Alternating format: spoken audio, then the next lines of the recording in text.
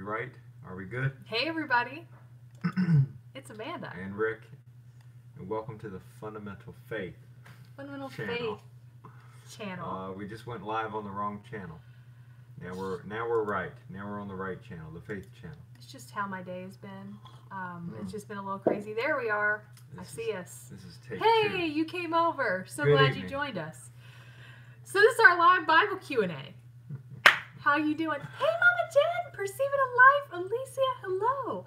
I have been live now 5 times today. Yes, that's Because excellent. Is that a record? I had 3 live events, and then, I don't know if it's a record or not, and then I accidentally went to the Fundamental Home, and then now we're back here. So I hope you guys have your questions ready. If you got any biblically related questions, and we will answer them. Yeah. So Or at least we'll talk about them and bring people in on the discussion. we'll try to talk about it. But I will say up front, we need some questions. We need some cues. We do. We need some questions. We didn't really get too many this week. Yeah, we have a few little things to talk about, but nothing to fill up a long hour. So if anything comes to mind, or any testimony, something the Lord's doing in your life, you want to brag on the Lord, this would be a good time to bring it up. You had homeschool co-op. I have homeschool co-op tomorrow. Talk co-op. I'm getting coffee. And my brain is not prepared to talk about anything to teach 5-year-olds. So after we're done with this, that's my next activity, is getting ready for co-op tomorrow. And it's our last day of co-op for the fall semester, so I'm so happy. But anyway, so if you guys have any questions, let us know. If not, we're going to answer the few little things that we have. Yeah. And then we have, as a backup, Yeah. a discipleship book that actually Rick and I went through Yep. when we first were Christians. And this is actually my book. It has my notes in it. And we're going to use it and talk about some things in here that we thought might be helpful and are related to a lot of questions that we get. I know, Shania. Yeah, if we get Shania, to you're it. so dedicated. I appreciate you coming here. It's like you're with me all day long. You're probably tired of me now. It's She's seen you 3 times? 3 times today I because like we did Bible That's study. funny. I was live with Tangi. Well, I was live with Tangi first. Then we did Yeah. Bible study. Then I did my live event for the grocery, saving money on groceries, and now we're here. So Well, I'm glad you did so many videos. If I get lonesome tomorrow, I can watch your videos. you know, I'm never off on Friday, and tomorrow I'm off. And I said something to her like, "Oh, we could do something," and then she said, "Well, I'm not going to be here, so it's going to be a lonesome day." Melissa says Shania pushed her out of her place at the window. Melissa, you've been here like all day too. Yeah. Jen said it's a funny. friendly chat all day long. And that's pretty Yeah. much what it is. I have barely left the house this week. Yeah. So I just Rick will be vlogging tomorrow. You should. There's actually some winterizing he has to do. You might do that on a vlog. Yeah, I could. Side note. Anyway, I don't even know what I was saying. I mean, honestly, what in the world was I just talking about? My vlog. No, you were talking about your busy week. What were you talking about? I'm serious. You have brain not is- left the house. Oh, I haven't left the house. Clearly, because I've been live all day. Yeah. But at least, You're going batty. You got to go. you know, I'm talking about, I'm talking to friends, and that makes me feel not so lonely, even though I'm in the house all day. So, let's see. Perceiving a Life says, I've started wearing skirts exclusively, and I'm starting to cover my head. I'm experiencing some persecution, but I feel most obedient this way. You mean, is that a question, or are you just sharing your experience? Oh, did I miss your thing, Stacy? I'm sorry. Let me know if that's a question or if that's something you want to talk about. Oh, okay, good question. All right. Stacy says, pray for her mother-in-law. She had a lung biopsy, and she got rushed back to the hospital with a collapsed lung, and her brother-in-law had jaw surgery. So we'll pray for them. You got those? You got it. Okay. She said, do you have words of encouragement for those who are being persecuted? Hi, Mimi. Okay. Your husband off tonight. He needs to put plastic on our windows. Mm-hmm. About My to dad go. always did that. The plastic on the windows Yes, my dad did that too. with a staple gun. My dad used duct tape. My dad. The classic. There were staple. I tell you, I think a staple gun is even more classic. You just there's all the little holes because he was very aggressive with the staples. Pop, pop, pop, pop, No pop, doubt. pop, pop, pop. I know your dad. So there were holes all the time. Yeah. Well, all right. Well, do you want to talk about her question first? Okay. Well, I'll respond to it a little bit. What was it again? She says she's starting to wear skirts and do head coverings, and she feels like she's starting to get persecution. What I don't know what you mean by persecution. I can tell you. Maybe just comments and Yeah, attitudes. negativity. Negative attitudes. When you do anything for the Lord, it doesn't matter what it is. I mean, I know this isn't a direct answer to your question. I've just noticed it in my own life. If you do something different and there's no reason for it, nobody will say anything. If you just want to do it, nobody will say anything. They're like, be you. But if you say, well, I'm doing it for the Lord, then it becomes a topic of conversation. Yeah. Like, what are you talking about? You know, if you do anything for the Lord, it's strange to people. And that makes sense. You know, the Bible even teaches that. You know, this world does not understand the things of God. So if you do anything for Him, it's a question mark in people's minds. Go ahead. You want to talk about the specific? Well, the one thing that I had issue with is when because I wear skirts. You met me, you know that. Or you may not know that, but we were at the Homesteaders Conference, and I think there was just a few skirt ladies there, and it's just obvious when you're a skirt lady.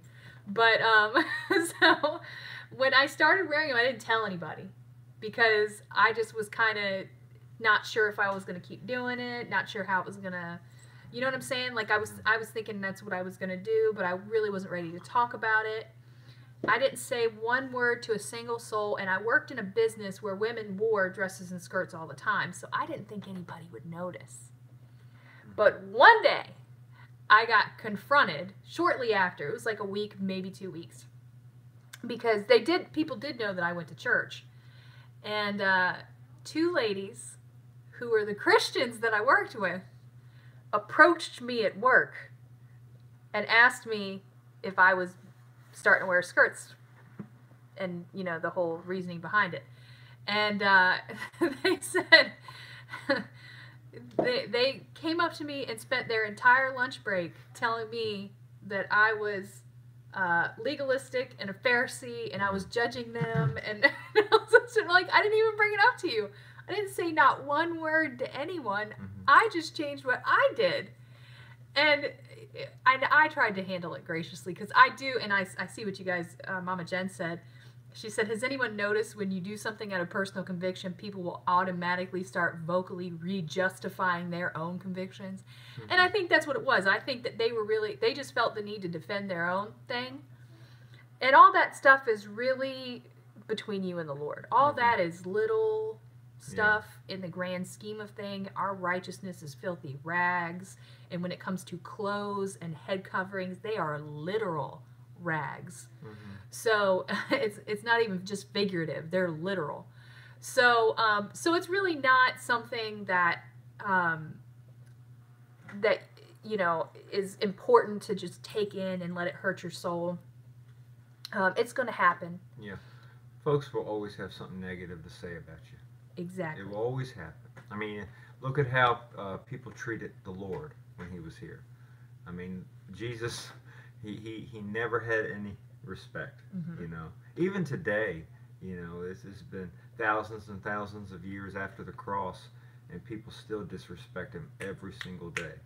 You know, so of course they're going to disrespect His people. True. You know, I mean, in our world, if a dad is not respected, many times the dad's children are not respected. That's true. You know, they look at they don't like the dad, so they don't like the kids. They don't like the mom, so they don't like the kids. So think about it on a grander scale. This world does not like our Father God, Jesus Christ, and they're not going to like His children either. So there you go. She said she had some pushback from the world, but she even had a hard time finding a place to worship, especially the contemporary churches. And I think that's probably the same issue that I had. That if you are surrounded by people who don't have the same conviction, it's not going to bother you because you're just doing you and doing, you just want to be surrounded by other Christians. Mm-hmm. But other people who are seeing it might kind of feel awkward about it. So I've just found that I do feel more comfortable in a setting where people are more like me. And I think that's part of finding a local church that suits you, is finding one where people have similar convictions, because you're just more comfortable that way. Yeah. So that's the challenge of that. Hold on, I see there's a lot of comments I'm missing. This is why I like y'all on a Q&A, because we can come with just a few little things, and we just start talking forever. Yeah, Mama Jen says, I always say, I felt convicted, but I understand if you don't, and that's okay.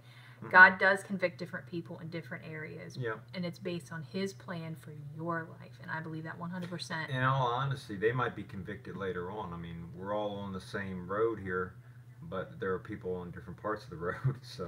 Yeah.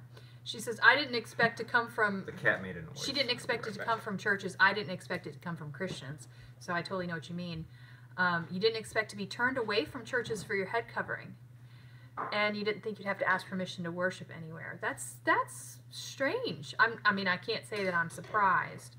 But, any church that would turn you away, you wouldn't want to be a part of anyway. So that's just the Lord directing you. And you don't have to take that offensively. You can just pray for them. And there's nothing to say about that. I don't know very many people, Sarah Kay, who feel that skirts and head coverings are in. You know what I mean? I don't think anybody's making the choice to wear skirts all the time or head coverings because it's the cool thing. Yeah.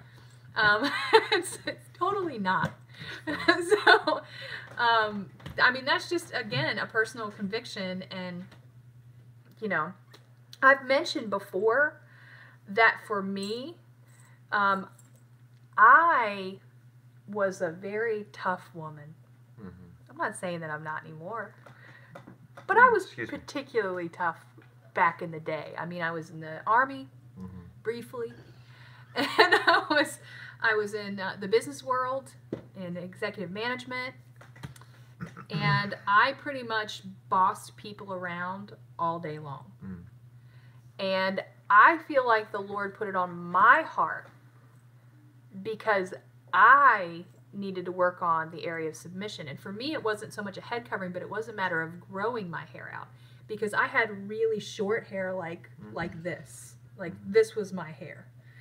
And for me, it was about the Lord making me be submitted. And this was just one of those areas He worked on my heart about.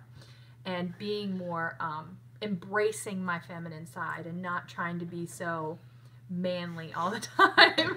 So that was just how He worked in my life, and why he encouraged me in those areas. But I have found too that a lot of those areas that I've been encouraged in are sensible. Yeah. Are sensible. So like the skirt thing. I'm just gonna throw this out there. This is not a biblical conversation. This is just a regular conversation. We have friends who are missionaries in Africa. And this is going to get a little personal, but I'm still going to tell it. So they're missionaries in Africa, and we were talking about traveling on the trip from the airport to where they are 6 hours away. And there's no bathroom on that 6-hour trip. Oh my. And you're on a bus. And they said the bus stops periodically for rest stops, but there's no bathroom. So everywhere's a bathroom. But there are no trees. This is grassland. So how do you have privacy in those circumstances?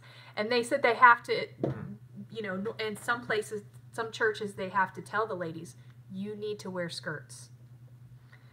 They said, when the ladies already wear skirts, they don't really feel like they got to remind them. But, if they go to a church and they don't see the ladies in skirts, they say to them, how is Ricky not destructing this conversation? He's very uncomfortable. He's just going to live like that for a minute. You're great. So I'm just sitting here. So they said they have to remind the ladies to wear long dresses, long skirts.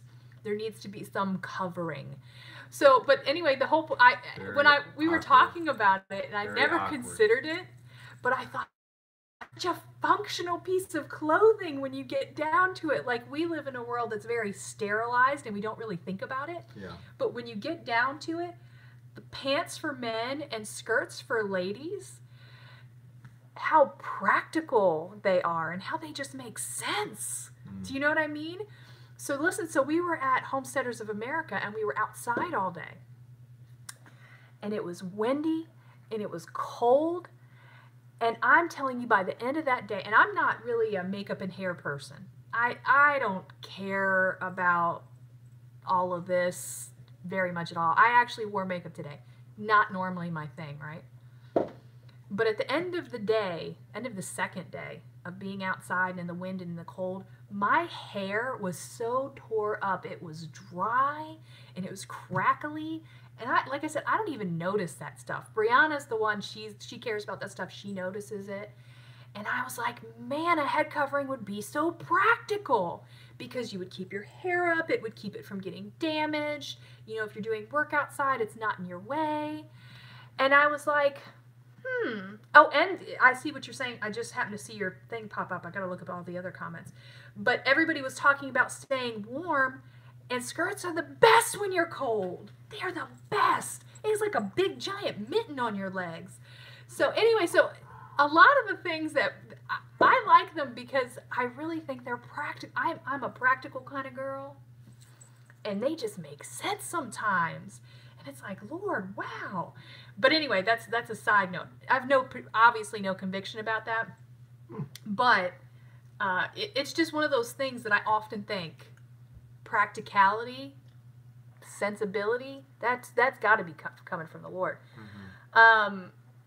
Let's see. Someone asked me about what happens when things hit the fan and you're stuck in a skirt, and I guess I might as well wear pants. I'm like, I guess I might wear pants, but doesn't the same stuff ever? That's just one of those things people ask. But I mean, again, you take it to the missionary situation. A skirt's practical. It's practical. You keep talking about skirts. It comes up a lot once you get talking about it. Yeah, you're just like, I don't wear them. I have nothing to pitch in here. That's okay. But I tell you, I'm going. You appreciate them. I'm going through the coffee. I will tell you this. Rick has never said to me. He wasn't raised in a Christian home, as you guys know. Never said one word to me about skirts. Not one word. And I asked you in the beginning about the skirts, about having enough, because she had pants. She had pants and pants and pants, and she only had a skirt or two. So I mean, we didn't have a lot of money. We were broke half the time. And she said, this was years ago, and she said, well, she was going to go all skirts. And I said, what are you going to do with your pants? She said, well, I'll get rid of them. And I'm just like, but we don't have enough money to buy you all skirts. I mean, a whole new wardrobe, you know. But I was so convicted by it. I was like, but I can't wear the pants, so they may as well get thrown away. Yeah, I donated. In the beginning, my only objection was money. Yeah, it was like, I don't know if we can go all skirts right now. Can we just make a slow transition? You know. But then he started noticing it. He really liked it. Oh no. There's a lot of you know. I'm not going to talk about skirts. You talk about skirts, but I like the lady thing. The lady thing. Yeah, I don't know what else to say. Well, you know, the world is very I don't know. The world is flip-flopped. You know. Our society, United States of America at least, but I think it goes beyond America. It seems like the culture wants to make men feminine. So they promote all the feminine type clothes and tight clothes, and all the men's hair on television have the little swoosh and everything. Depending on what things you watch, the men always seem to have this kind of lady thing about them, you know. And then the women flip-flop. The women, the culture seems to try to make them more manly. So they want to make the men feminine and the ladies masculine, and it's a total flip-flop. And I guess that's why we live in the nation of the unisex and all that kind of stuff now, It's a culture thing, but it's not a godly biblical thing. God made man and woman different. And I like the skirt because it's different than what a man would wear. I like that line. Men are here, women are there. You know. It's like, why would a man want to marry somebody that's just like him? You know what I mean? You want a woman is different, wonderfully different. So I embrace all the different things. I used to like the short hair. You always tell folks that, oh, Rick likes short hair, he likes short hair. I like the short hair because I've always thought she had a pretty face. And when she has the short hair, it was always kind of like, oh, there it is. And then the long hair always seems to like cover everything. But I still like the distinction between the long man. You see, this is what happens when I start talking. You were making good points. Melissa. You were making good points on what did I say? How so? I didn't offend nobody. She said her husband has the swoosh, and head of household doesn't have to do with style; it has to do with character. Oh, yeah. I agree think he's with just you completely. talking about the way culture is going. Yeah. I mean, I can swoosh it if you like. I can swoosh it up, but no. You get what I'm saying. I don't even think I have to go into too many details. It doesn't take too long to just look at things and look at magazine covers and all these kinds of things while you're at the grocery store. There is a difference in this nation now. Like 50 years ago, men were men and women were women, and nowadays there's like this blur. There's this blend of everything, and it's just not. Men should talk like men and walk like men and all those kinds of things, and ladies should do the same, lady thing. Well, it's funny because I think it's this whole idea of because in kind all of seriousness, unisexing everything. In all seriousness, there's I mean, it's the kids, the culture. Like, think of boys, right? Boys are growing up. Many homes in America are one-parent families. So you got a one-parent home with a boy that has no father figure. And he grows up in a culture that makes men seem more like ladies. They don't really teach men to be masculine and to be the head of the household and even in leadership in the church. Mm-hmm. So they don't know what to do. Mm-hmm. So, I mean, I think that's one of the reasons that many of the churches are led by women. You have the lady pastors and the lady deacons and everything, is because men don't know how to be men. We almost pulled out a devotional called Men Who Are Husbands Who Won't Leave and Wives Who Won't Follow. We actually have a devotional called that, and we almost pulled it out. Yeah, Side note. Because I'll be honest with you. Because somebody, he would never swoosh his hair.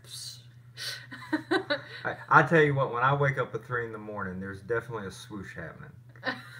Well, you had a swoosh a minute ago. If I sleep face down, there's a swoosh, and anyway, I don't even know where I was going with that. Stop swooshing. Okay. But yeah, I don't know what we're we talking about. Well, Genders. Let me finish what I was saying. Yeah, you were doing it much better. Well, I didn't say all that. I just jumped in. Mama Jen said that she does notice that people do treat her more kindly and more ladylike and with respect when she wears skirts. And Lisa that's what I was going to say. Thing. Yeah, because in all seriousness, the male and the female thing, it's God's idea. God has wonderful things for the lady, for the woman. God has wonderful things for the man. There is no reason a man needs to look over the fence and say, well, I want to be more like her. And the lady does not have to look over the fence and say, well, I want to be more like him, Just be who God made you. Yeah. It is such a wonderful thing to be a man. It is such a wonderful thing, I'm sure, to be a woman.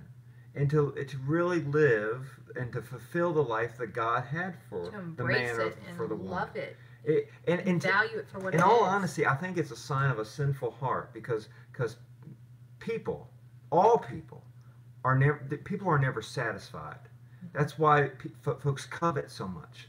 They want something that they don't have.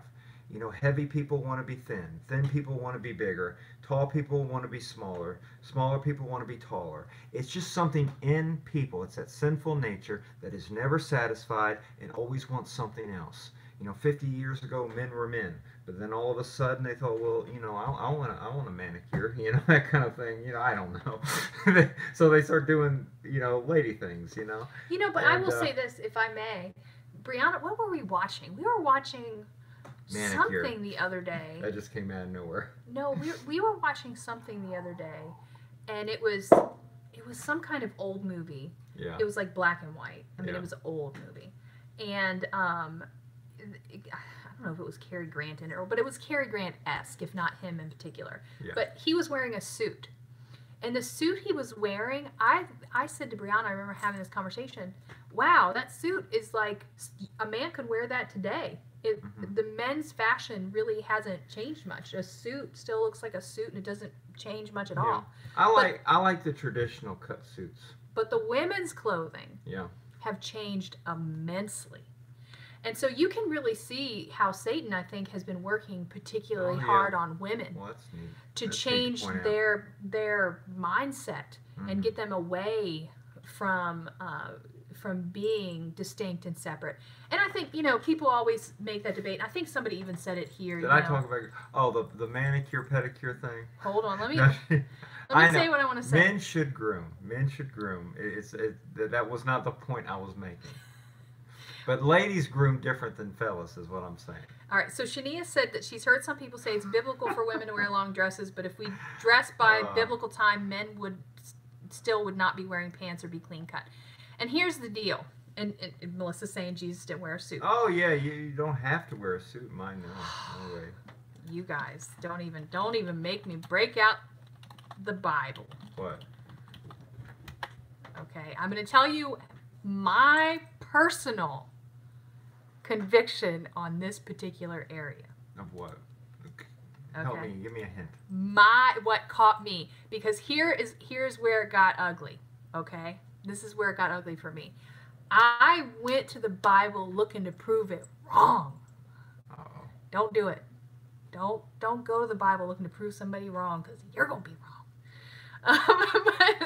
But I went to the Bible because I knew that we were getting ready to go to a church, and I knew, because I'd had experience with it, that the expectation of the people in the church was that you wear dresses and skirts, and I had no intention of doing it. Mm. And I wanted to be able to give them a biblical answer, not just me smart math, and I wanted to go to the Bible and give them a biblical answer. So I looked up the verses, and it was Deuteronomy 22:5, which you may or may not have read, and it says, "A woman shall not wear a man's garment, nor shall a man put on a woman's cloak. For whoever does these things is abomination unto the Lord your God." And of course, the first thing people say about that is, it doesn't say dresses and skirts and pants. It doesn't name any of that, right? Right? I know it doesn't say it. But here's what got me, and I think I've said it before. The Burger King bathroom. We went to Burger King. Secular Burger King. And I was taking my child to the bathroom, and I looked on the women's and the men's bathroom sign. And I thought, this culture that I live in right now has a distinction between men and women. Mm-hmm. And it's on the Burger King bathroom sign. You can't even miss it. It's everywhere. Go to any bathroom, you're going to see it. And that's how our culture and our time defines it. And it actually struck me that the Bible is vague on purpose. And I don't think the Lord does things haphazardly. I don't think he didn't spell out a clothing item that was good for men or good for women on purpose, because he knew that over time, thousands and thousands of years, fashions and things and the availability of fabric, all that would change. He wanted to give a good guideline, though, and that was what? Yes. So, hold on. I'm going to get to that, Mama Jen. Just give me a second. So, anyway, so I was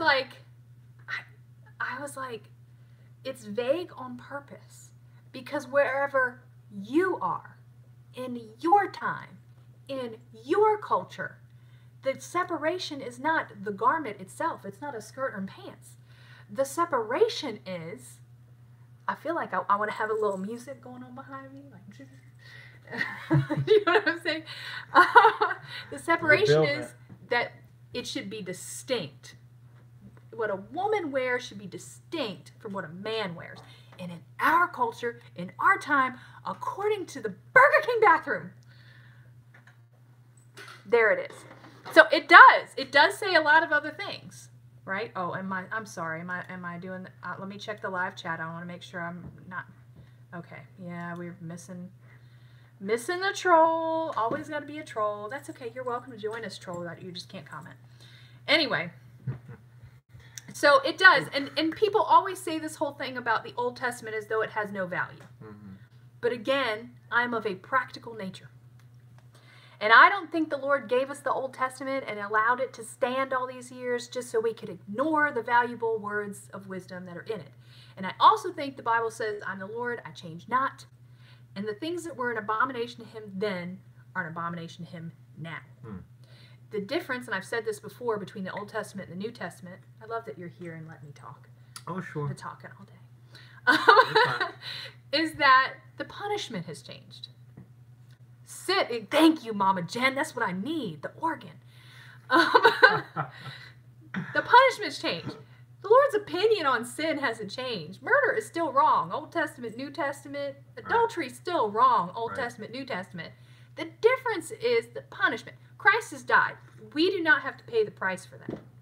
Right. But if we are going to live a life that's pleasing to God, we have the whole Bible there to give us wisdom, right? And so some people want to disregard the entire Old Testament. No. So, no, and I'm not saying, again, I am not saying that people who don't wear dresses and skirts are not biblical, because you have to make that decision for yourself. In fact, our daughter wears pants. I don't know if you know that. We've talked about it, but for some reason we did some kind of video the other day and somebody saw her in pants and they were like, oh, she's wearing pants. I'm like, she does wear pants. You know why? Because she's got her own relationship with the Lord. And she's got to make that decision for herself.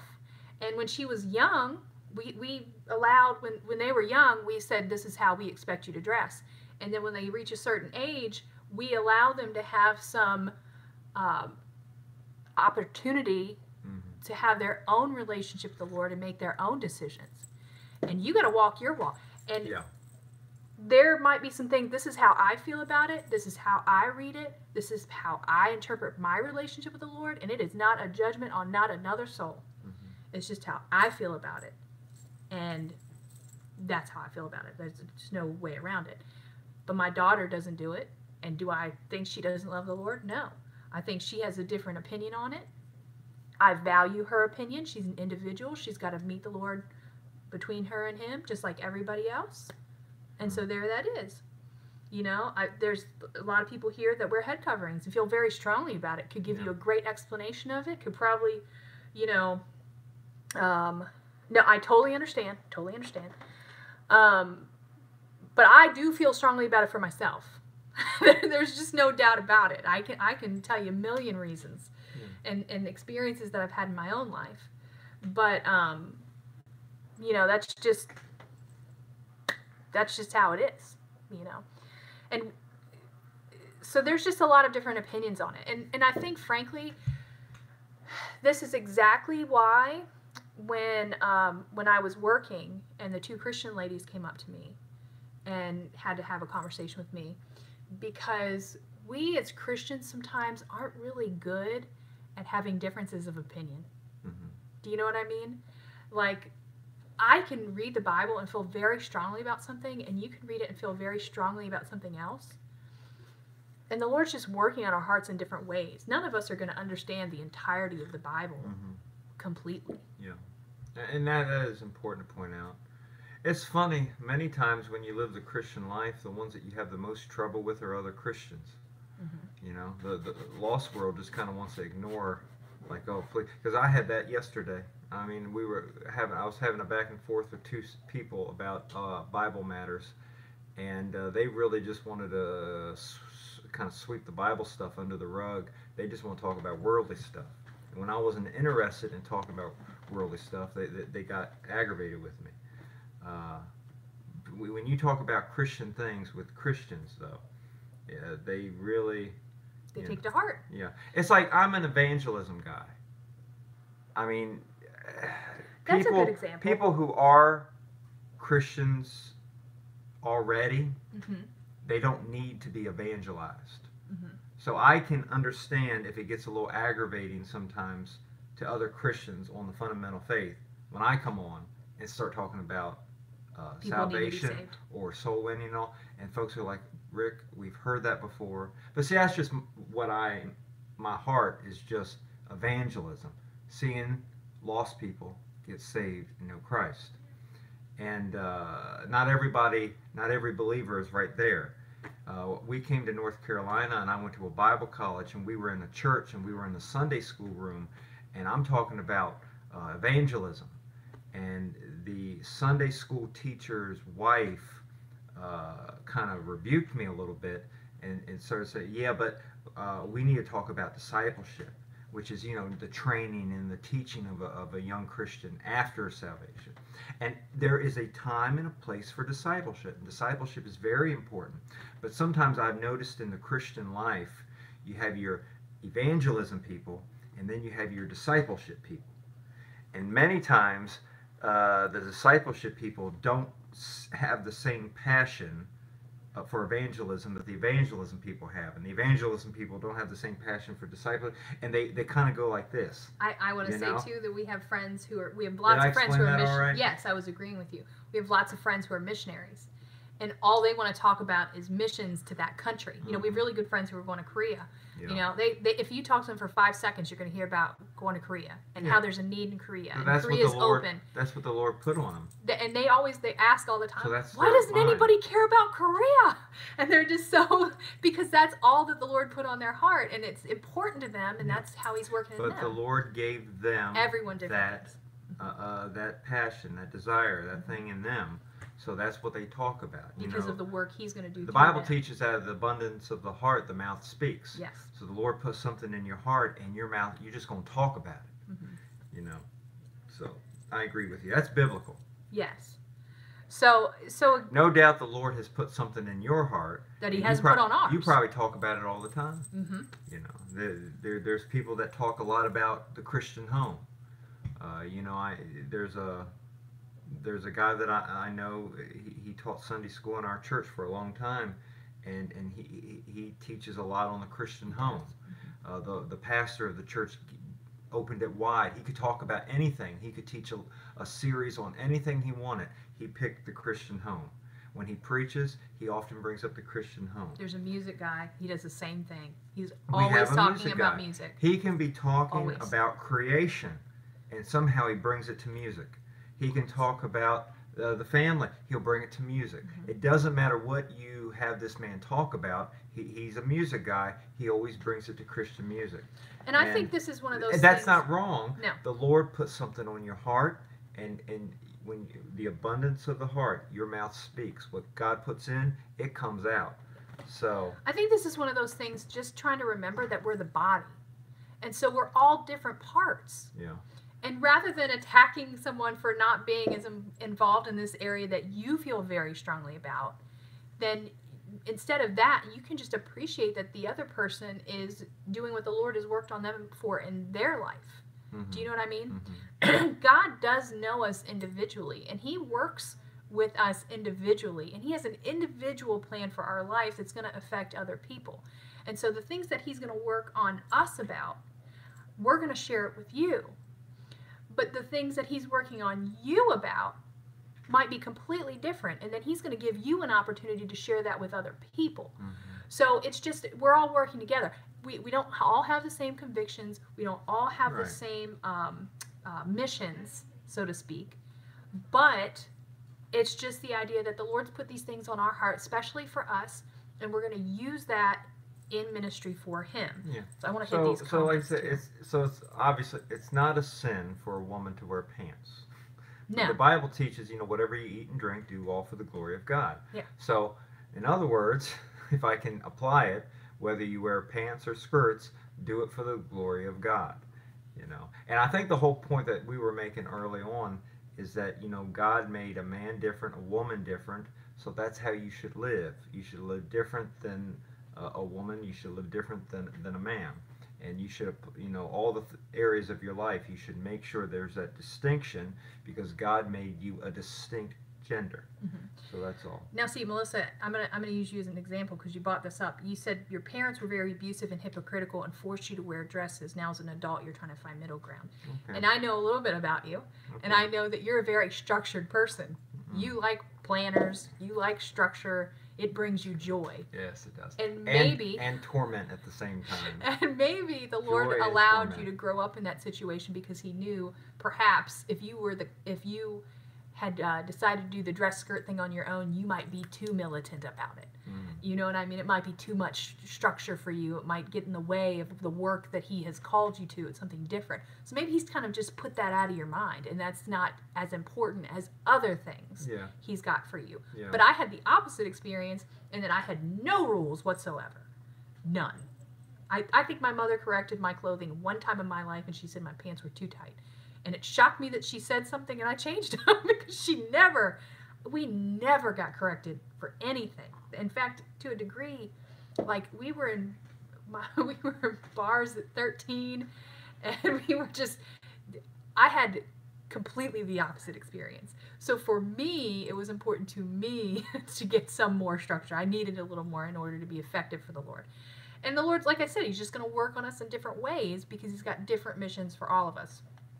So, let's see. It's a good thing to respect others' opinions. Yes, I definitely think that's important. Our walk should be influenced by Scripture. Sometimes the Bible is silent on things and non-specific on things, and that's... But, that's important to point out. We're called, this channel is the fundamental faith. And fundamental, to me, it's like the essentials. The things that you cannot debate. The essentials. Yes. Like Christ is the only way to heaven. It's an essential. It's a fundamental.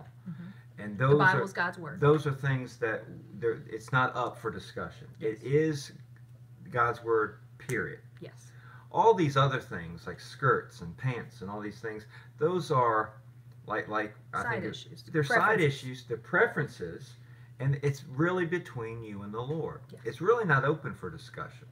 I think the reason it was brought up tonight is that she was wearing skirts once upon a time, and Christians brought it up for discussion. And it does happen often, over the years. The thing is that those kinds of things it's between you and the Lord, and do it for His glory, whatever choice that you make with the Lord, and that's it. And we should, as believers, respect one another's decision. I will say this, that there are far greater things going on in this world, and issues and stands to take, that all these little things, I think, the devil just gets in, and he really causes Christians to really get frustrated with one another. And areas like what we're talking about now, and then people get off people quit making the main thing the main thing. The main thing is souls need to be saved. Says the Evangelism. And baby Christians need to be trained in how to be mature Christians so they can go on and lead others to the Lord. And I mean, we're at a time now. There was a mass shooting in California today. 12 people went out into eternity. Did those 12 people ever hear about Jesus Christ? California is not really an evangelized state. You got to ask yourself that. So while Christians are just debating pants and skirts and all these little teeny things, folks are just dying every day and going to a devil's hell, and they need Christ, before they go into eternity. There are so many important things, and the devil is constantly making Christians fuss about little things. Division. He does all the time. He does it in the church house. He does it in your own Christian home. God's people, God's children, are always fighting amongst themselves. And I'll tell you what, we really ought to get along. Because if you know the Lord Jesus Christ as your Savior, we're going to be together for an awfully long time. We're all going to be in heaven one day. We're all going to know each other on a personal level. And I'll tell you, it's time we should get along today. And all these little things, push them to the side. You wear skirts for the glory of God, great. You wear pants for the glory of God, great. How about the beard thing? The ladies have had the floor tonight. There's a thing with the men, I know in Christian circles, and it's the beard thing.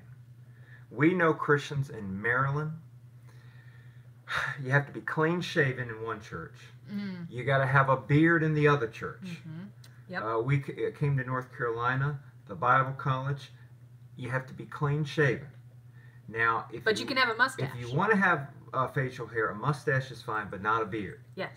And a lot of times when the boys leave the Bible college, a lot of them have grown beards because I think they're like, well, I want a beard, you know. And it's just like, and there's this, I mean, ladies think they're the only ones that get it. Men get it too. It's like, uh-oh, so-and-so has a full beard. Uh-oh, that one has a goatee. And the guys had the shirt and everybody's thing too. Always, you know. The guys could only wear white dress shirts if they were preaching. Yeah. Some churches we know you have to wear a white dress shirt. Some it's okay to wear a colored dress shirt. But can the colored dress shirt people talk to the white shirt people? I don't know. You know, they can. I'm just joking. But you know, we were talking about earlier going to a church where you feel comfortable, and I don't think there's any issue with a church setting standards for the church, because I think just like in a household, in our household, we have set standards for our household. Not beer. It's just my tongue is slow tonight. Beard. Facial hair. I did not say beer. So anyway, it's not an alcohol discussion. We set standards for our household, things that we feel are right and appropriate for the people, the children that we are raising. I've lived in the South a while. And then churches have a family. Left off the B. And there's leadership in the family. Get coffee. I hate it when he walks away. I'm sorry. He just had to get coffee. I agree with her. Thank you. Anyway, a church is a family, and it's got some leadership, and the pastor's got to set some rules. You cannot have a group of multiple families without having rules, period. Okay? Anyone who's ever been in charge of anything knows this. I ran a homeschool group, and let me tell you something. Homeschoolers, even a loving Christian homeschool group with very little rules, still has to have some rules in order to function. And there's going to be some standard. And our homeschool group had a dress code. And it was a dress code that was, I felt, very similar to a dress code that you would have in any public school. It really was not a hard dress code. But anytime you put up a rule, somebody's got to have a problem with it.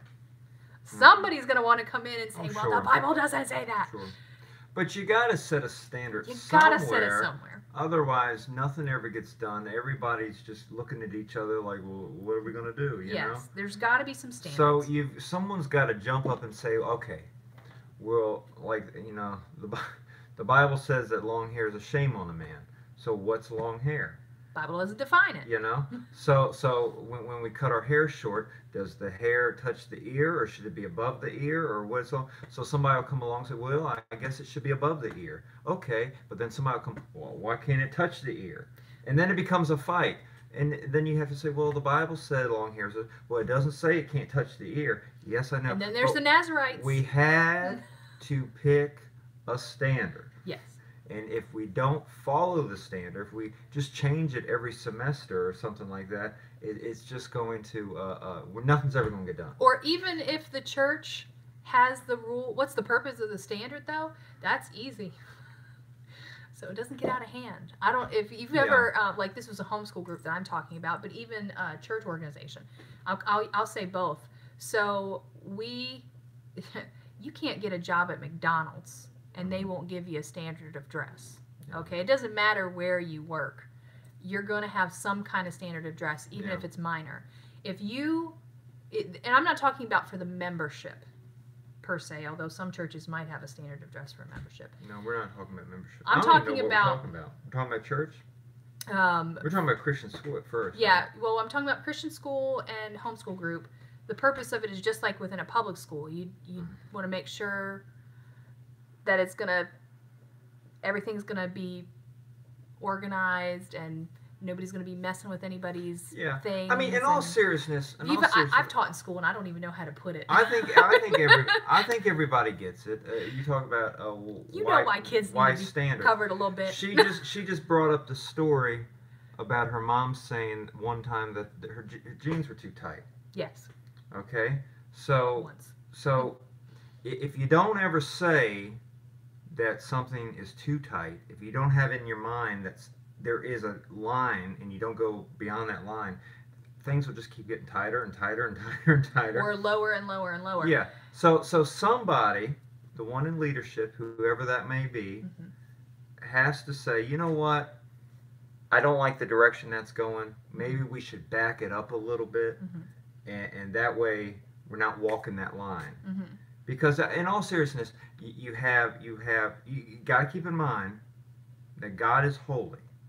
This world is not. And you don't want to walk the line between holiness and the world. Because the thing is that it's too much of a temptation to go to the world. So the thing is that you shouldn't walk that line. You should be so far from that line that there's never a question about who you're following. Yes. And yeah, go ahead. And I'm not talking about anything specific right now. I'm not talking about beards or anything. No, I was looking at... But not beer. Melissa's comment. What's out of hand? So funny. Now, I taught 4th, 5th, 6th, 7th, and 9th grade. Okay? Let's just focus on 7th grade for a minute. 7th graders are hormonal. And so we had this couple of issues. First of all, obviously girls wearing things that are too low cut can be distracting, right? But let's not say it's all the girls. Then you had the young men who want to have pants showing their underwear. The baggy phase. Also an issue. Because it's not appropriate for the classroom. And it's distracting. But regardless, each school system, each church, each family has to set those standards for themselves. But when we come together corporately, you know, each family can set their own standards. But when you're coming together in a group, in a school system, in a church, whatever, there might be some standards. Do you know what I'm saying? I can see you, Miss Rebellion. But anyway, but I understand that it's impacted you in a major way because you feel like it was pushed on you. But at the same time, you got to understand that a lot of these kids that come into these school systems, they have not had any structure. You had the opposite experience. Because I grew up in public school. The majority of people that I grew up around did not have any structure. Had none. Had absolutely none. And the problem was rebellion and curbing the rebellion. And part of that was trying to make sure, and that's why a lot of these public schools even are going to uniforms now. Because it's a problem. You know, they put everybody in a uniform, it's not even an issue. But everybody comes in, it's got to make their own statement. That's when you run into issues. So that's, let's see. Exactly. You cannot control everything you see, but of course, you get a classroom full of 35 students. You've got to make it easy to function in a classroom for a teacher. The teacher's got to be able to teach. You can't have kids messing with things, joking about things, pulling on things. It's a problem. So, so that's why, but even whenever we're talking about adults, if we want to back away from the kids for a second and talk about the adults. So we were at a church, and then I'm sure you know, I'm sure she knows. So you grew up in a church, or we went to a church, and I worked in the jail ministry.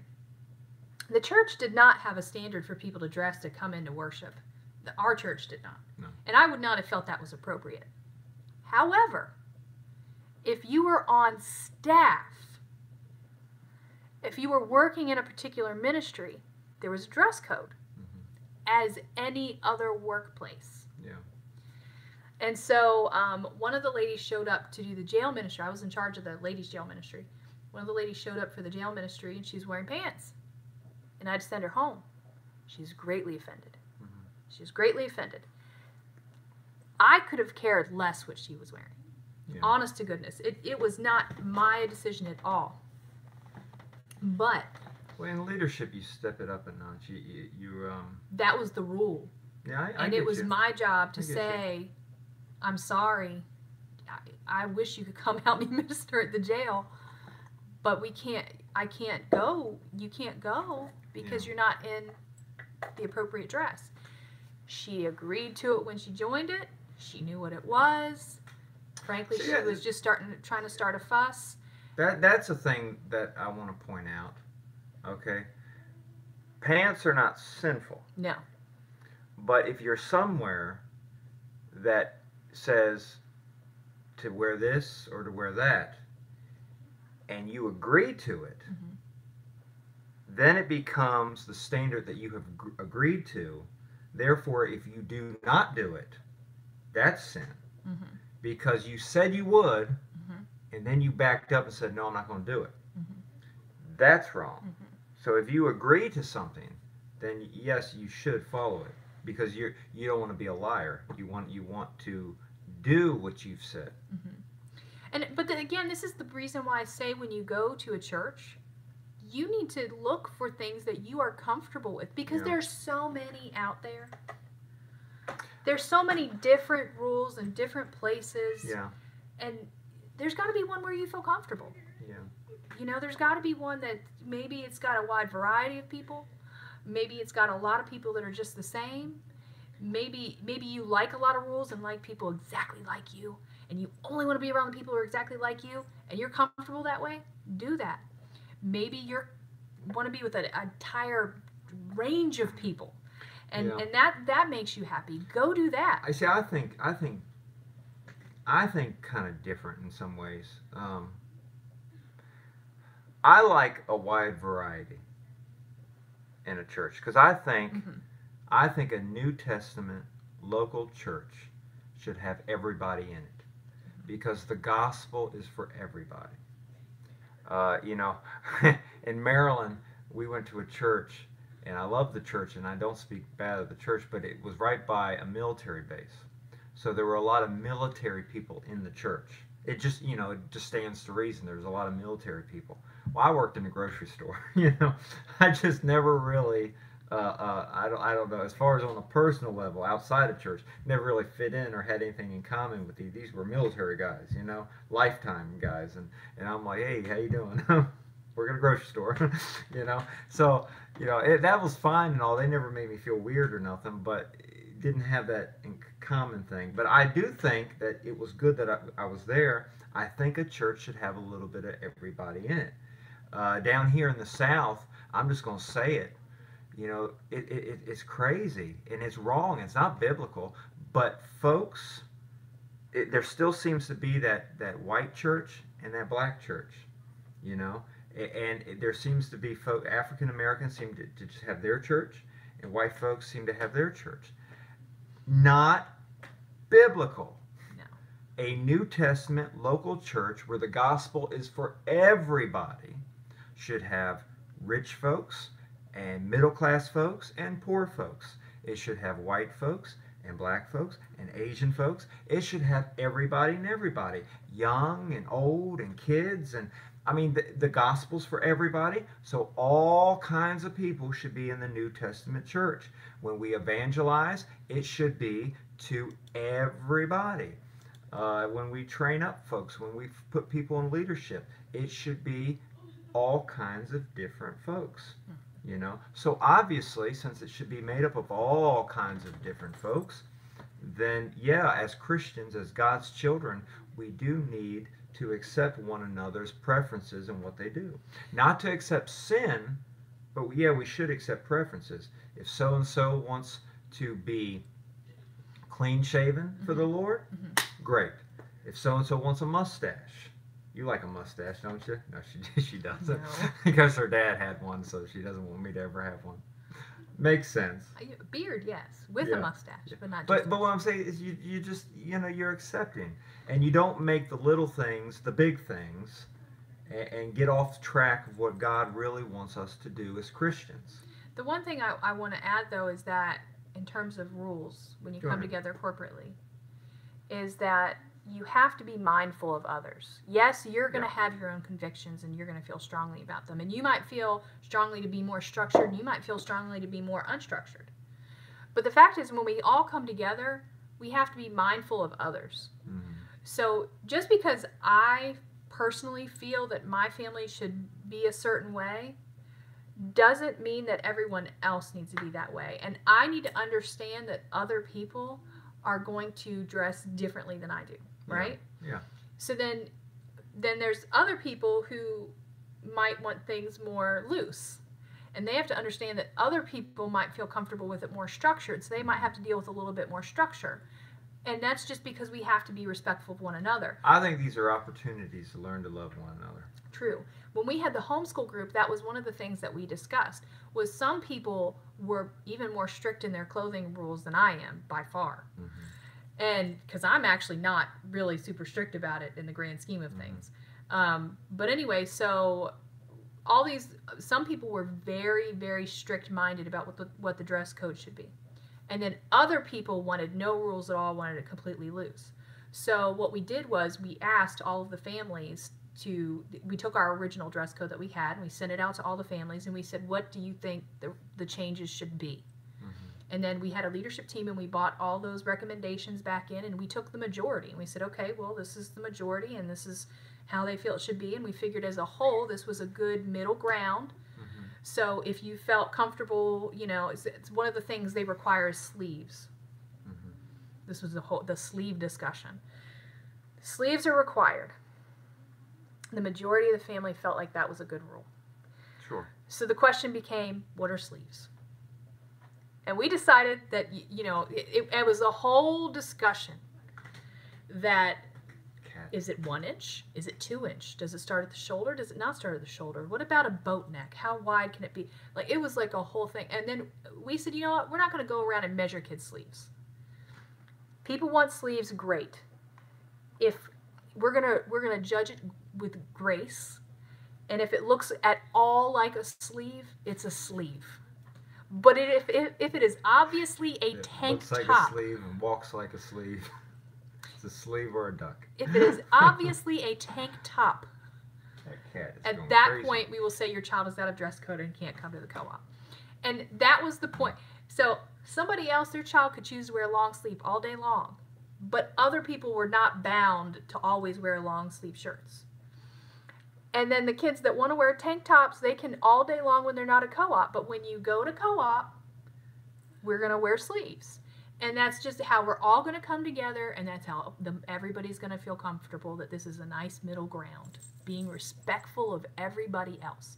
So that's the one thing when you come together and when there are rules, it's not just about you and what you feel comfortable with. It's the fact that we're coming together as a group and we are all different and we have to respect one another. And the only way that we can do that is by having this middle ground.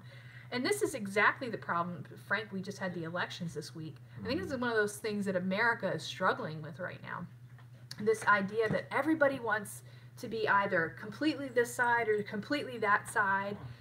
And nobody's thinking about being respectful to the other people.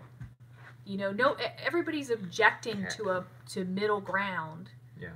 Because they want to be this way or they want it to be that way, and they just reject the idea of coming together and just being accepting of one another. And Christians in particular shouldn't do that. No. They should be the example of grace and kindness and love. The world fights, but there should be peace with God's people. Yep. Oh, I hate goatees too. I'm looking back at the comments. He always gets up when I talk goatee. Too much. Beards, not beer. Yeah. Oh, beard. We try to be balanced in our own situation. No goatees. Yeah. I would actually prefer a goatee. She talks about the beard a lot. I'm fine with the idea of a beard, but a goatee, I think, kind of centers the face. No. Yeah. No, it looks like a stripe down the middle of your face. It is so awful. Yeah. That's just my personal opinion of my husband. Yeah. Well, I don't really have anything. I have scruff. I have scruff tonight. Oh my. She says, Linda says, our weaker world has caused us to have many rules and no common sense. And I'm not a huge fan of many rules by any means. I just think a few rules to make people feel comfortable. The Christian life is not about do's and don'ts, but it is about boundaries. The Lord does put up boundaries, and a lot of people try to live outside those boundaries, like the prodigal son, and eventually they realize that it's better back at the Father's house. So they go back and they understand that those boundaries are really God's way of protecting us. You know, in all seriousness, we're talking a lot about dress tonight. A good reason to dress differently, more like a gentleman, more like a lady, is not a legalistic thing or to please other Christians or to be uppity. It's really about your relationship with the Lord. to distinguish yourself different from the world. Whatever the world is accepting, I don't want to be like that. I want people to look at me and know that I'm not that. You know, that kind of thing. It has nothing to do with salvation. It has nothing to do with whether or not you're a good Christian or a bad Christian. No. There's nothing that, it's a preference, and it's something that's personal between you and the Lord. But if you are a Christian, there should be something in your life that you have said, you know what, I'm going to do this differently because now I'm a Christian. And it's between you and the Lord, period. Yeah, I like how Melissa worded it. She said, the Christian life is about trying to be holy, and growing closer in holiness may look different to each person. Exactly. 100%. And it is important to point out, because I don't want anybody to misunderstand anything that we say here. It really doesn't, I don't want to say it doesn't matter, because that's wrong too, but nothing that we do here on earth is really holy. Mm-hmm. What Again, I mean, our righteousness is we can live a life that's godly but the idea of living a life that's godly, the Bible teaches, is that we die to self, and we let the Lord live His life out through us. The fruit of the Spirit. It's not something that we work up. It's when we get out of the way and the Lord can love others like He would, and He can give us His joy and His peace. It's not of us. So the more we talk about what I'm going to wear and what I'm going to do and what I'm going to do this, it's all about Some people get really puffed up in their own righteousness about it. And that's what it is. Your clothes are not a religion. You know, and my point is, so let's not make it bigger than it is. No. But you should decide what you should, wear for His glory. I don't know. Go ahead. Yeah. I just wanted to jump in. I'm going to say first, Mama Jen, she probably is lucky that you love Jesus. I'm just going to say that, because if somebody said that to me, they would be lucky that I love What Jesus. is it? I'm not even going to repeat it. Well, then don't. You just have to look at the comments. But anyway, the Lord did not give us, and that's the thing that I've spelled out when I went to the Bible. He doesn't give a specific dress code. No. That's just, he didn't. No. And He did call us to emulate His heart. But I do think the Lord uses things like what we eat and what we wear and the little things in how we live our life to draw us closer to Him. And it looks different for everyone. I will not say, me personally, whether I'm pants or skirts or anything like that. I do think it's a preference between you and the Lord. But there is no debate on whether or not one should cover up. Modesty is without question. Whether you're wearing pants or skirts, they should be modest. If it's a skirt, it should not be a tight skirt. It should be a covering skirt. If they're pants, it should not be tight pants, and they should cover you. And that's truth. Whether it's male or female. I was thinking of tight pants. Rick wears pants. The kids always joke he wears pants that make him look like MC Hammer because they're so baggy. They say I wear baggy pants. You guys don't see him. Not pants you that don't see him hang from down. The waist down. They criticize me that I don't wear pants that fit. He does not. I like roomy pants. He will do the hammer dance. No. They want really fitted pant legs, and I have a few pairs of pants. They're jeans, and I have a few of them that fit, and I can walk in them all right. But I get take it to the extreme. I get in the car, and it's just like, oh man, this is what they want. I would rather have a little. You're baggy. A little, yeah. He's like MC Rick here. Baggy. Yeah, I'm not kidding you. These are particularly. If you ever saw him in real life, you would know what I'm saying. You're like, really? The ones I'm wearing now have a little more bag. Those are like the worst ones. And they're the ones that make me the happiest. They're my happy pants. they're my happy pants. Get back to skirts. Get back to skirts. Oh man. Shame on you. Hammer time, yeah. I never noticed it. I never thought it was a big deal. Uh-huh. You know, I thought it's okay to have a little. I know I talked about the swoosh tonight, but I always thought the swish was fine. He has lost weight. You are right about that. What is that? What happened? So I have lost a little weight. just to get back to the original question, talking about persecution, I think a lot of I doubt you're getting very much persecution from non-Christians. I mean, honestly, non-Christians, I think for the most part could care less. I think if you're getting any junk, it's normally from Christians, and I think it's just part of that attitude of people being critical of one another. And that's what you just need to know exactly where you stand and what the Lord's calling you to. And then you need to find a group of people where you feel comfortable that they either have similar standards or it's a broad group of people, whatever it is, but the group of people that's right for you. And once you do that, then it'll be a lot easier to bear when you get that criticism, because you're going to get it.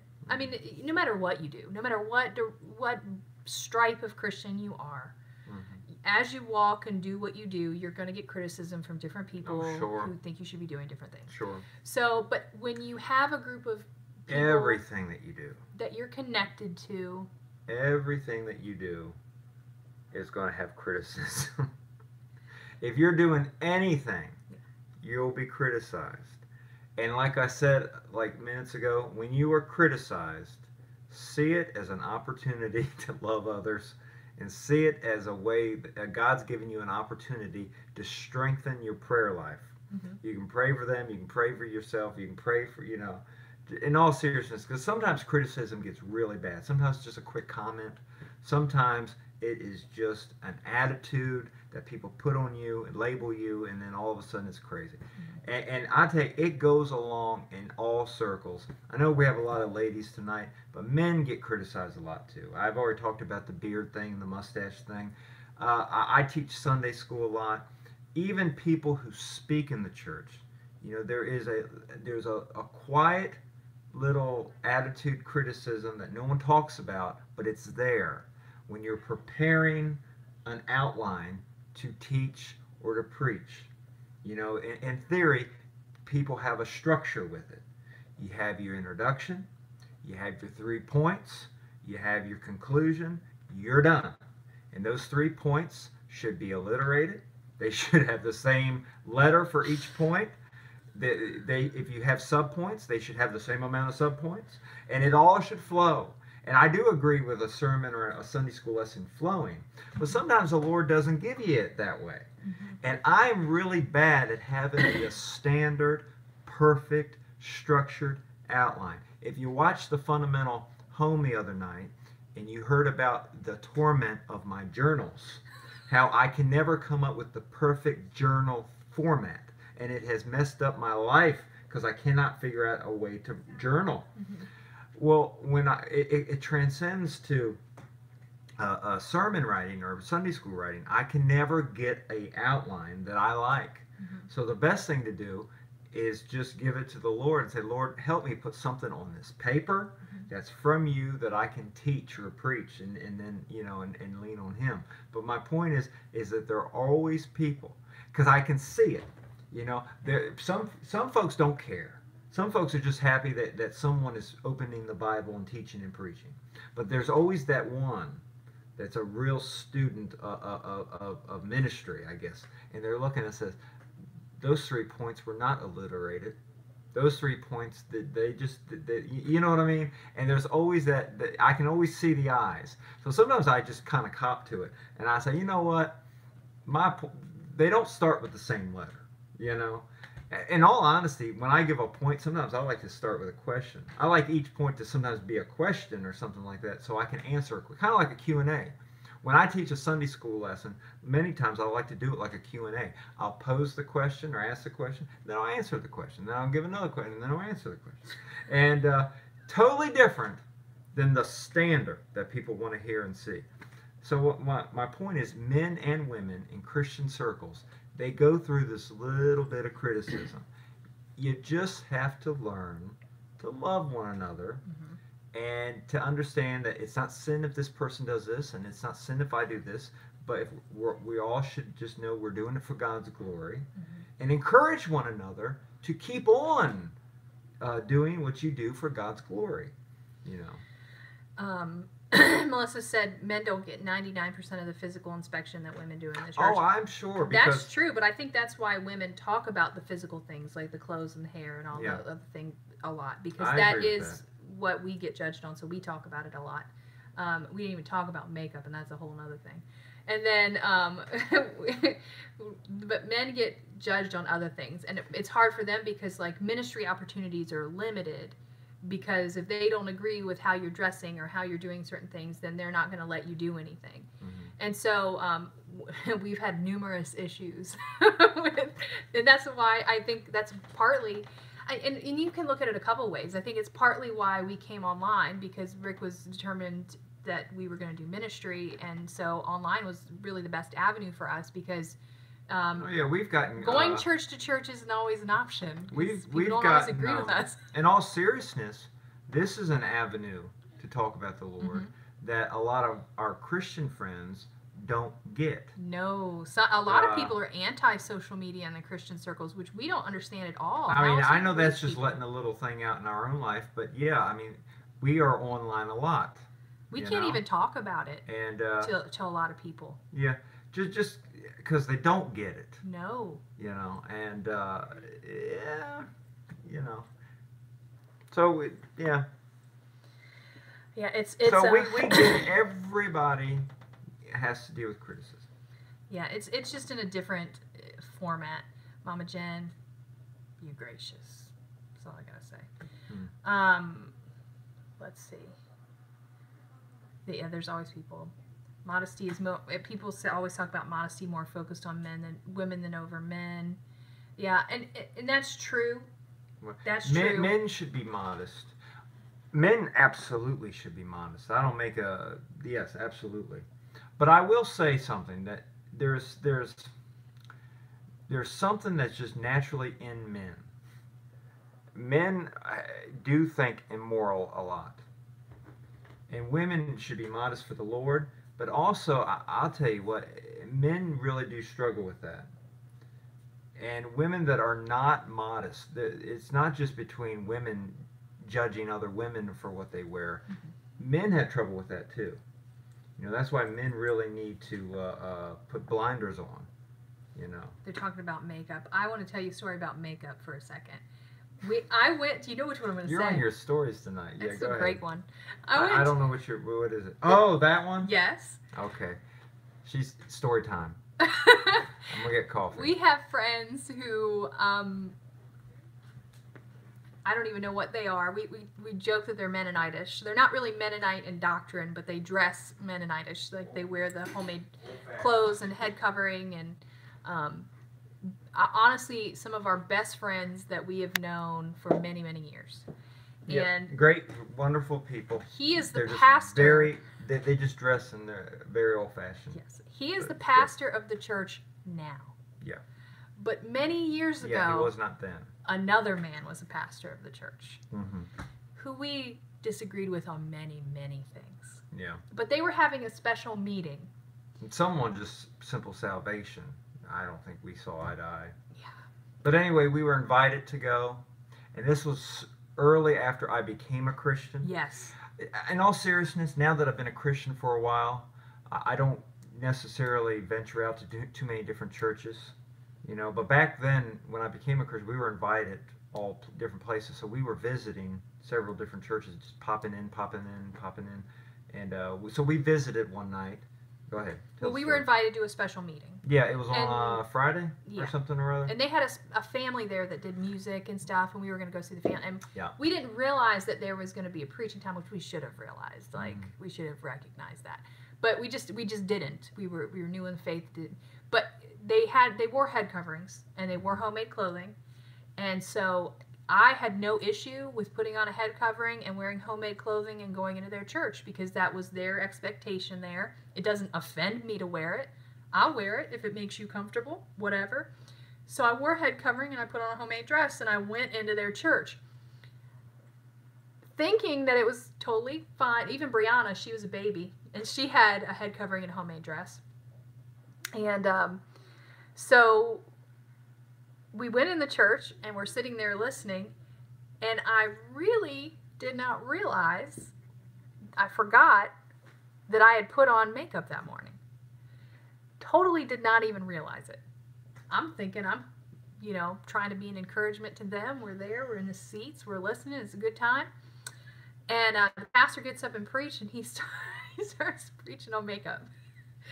And he starts talking about Jezebel and how she painted her face and pointing at me in the middle of the sermon.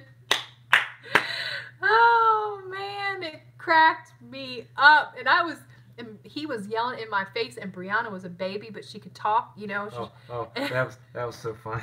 She said, go ahead. What'd she say? No, you can say it. Go ahead. Did she say mama or no? We're the visitors. And I know it's getting awkward, and we're the visitors, and the awkward thing is coming from the preacher. Mm-hmm. I understand that. But it is still, we're still the visitors. It's still awkward. It's a little teeny church. We're sitting to the front. Everyone else is quiet. The preacher's the only one that's loud. And all of a sudden he takes a breath and he gets really quiet. And Brianna, who is little but talking age, she says, "That's a mean man, Mommy." That's what I thought. And it was real loud. It was loud. It was clear. And I was just like, oh my. I hope that's all she says. It was so funny. Because, and it wasn't funny at the time. Yeah. It's funny in retrospect. But at the time, we were barely holding our tongues. Because this was, we were new Christians. Yeah. I'd been saved for a while, but this was just when I was really starting to follow the Lord. And we were just sitting there just waiting for it to be over because our friends were there, and we were just going to graciously walk out and leave. So we leave, and we're walking to the parking lot, and this pastor dude comes running after my husband. Mm-hmm. And he's like shaking his hand, and he walks up to him, and he gives him a big old hug. Oh, he like attacks him. He's like, "Oh, I'm so glad you're here." And it was like a... He did. Honey. What is it? Oh, the cat. Cat is actually on my counter, which is crazy. But he just actually ran up and was like completely different person from what he was up on the thing. He was loud and mean and angry and in your face. And then he was like, "I love you. Come back. You're the best." That's true. And it was complete contradiction. But that man actually is one of the few people who almost made Rick lose his temper. Side note. But anyway, that's a whole nother story. You don't have to tell that one. That's another story. Yeah. He corrected Rick's parenting. Yeah. At our friend's house. Yeah. Mm. That's one thing I will say. The Lord gives children to parents. And that is for the parents to do the correcting. Mm-hmm. And we can teach that one night on the Christian home. I think a mom and a dad has a tremendous responsibility to train their children. And that's all I'll say. And it's not open for other folks. But let me say something while you get on. I want to say something before we go on to something else, okay? Oh, I don't think we're going to go into something else. This will be... Well, I just want to say something. So tumbleweeds. Minutes ago, I had said that women should dress modest because men have that sinful nature, and men need women to dress modest. I mean, it just helps them to think moral. And you went on to something I never got to finish my thought, and people were commenting. I understand that our audience is largely women, and I understand that. Yes, absolutely, men need to be modest too. The lewd thing, the crude and rude thing. Oh, I just saw that. I hadn't even seen that. Men, if anything, I'll be honest with you, the Bible is written to men. Leadership in the churches, God gives that to men. The leadership in the home, God puts a lot of responsibilities on men. Men should have a higher degree of modesty than the ladies do. Not that the ladies should ever be not modest, but the men should raise the bar and set the standard. Men should always be respectful, not just with other women involved, because many times men have that idea that they can talk any way they want, but if a woman comes in the room, they need to be quiet. No, men should be respectful even with other men. Men should. When I said earlier this video, men should act like men.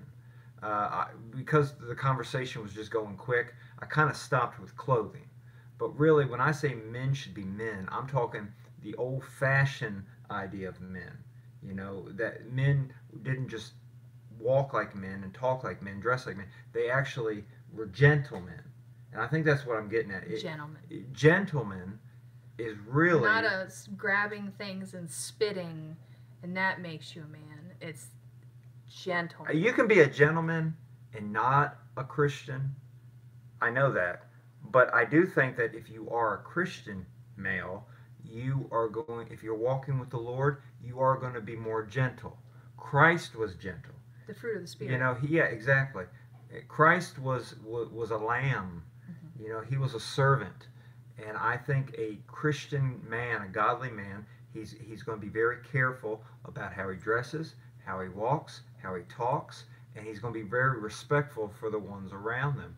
You know, the Bible teaches a lot about not being a stumbling block to weaker Christians and to the lost. And yes, you know, a man needs to be modest. Yes, a man needs to talk right.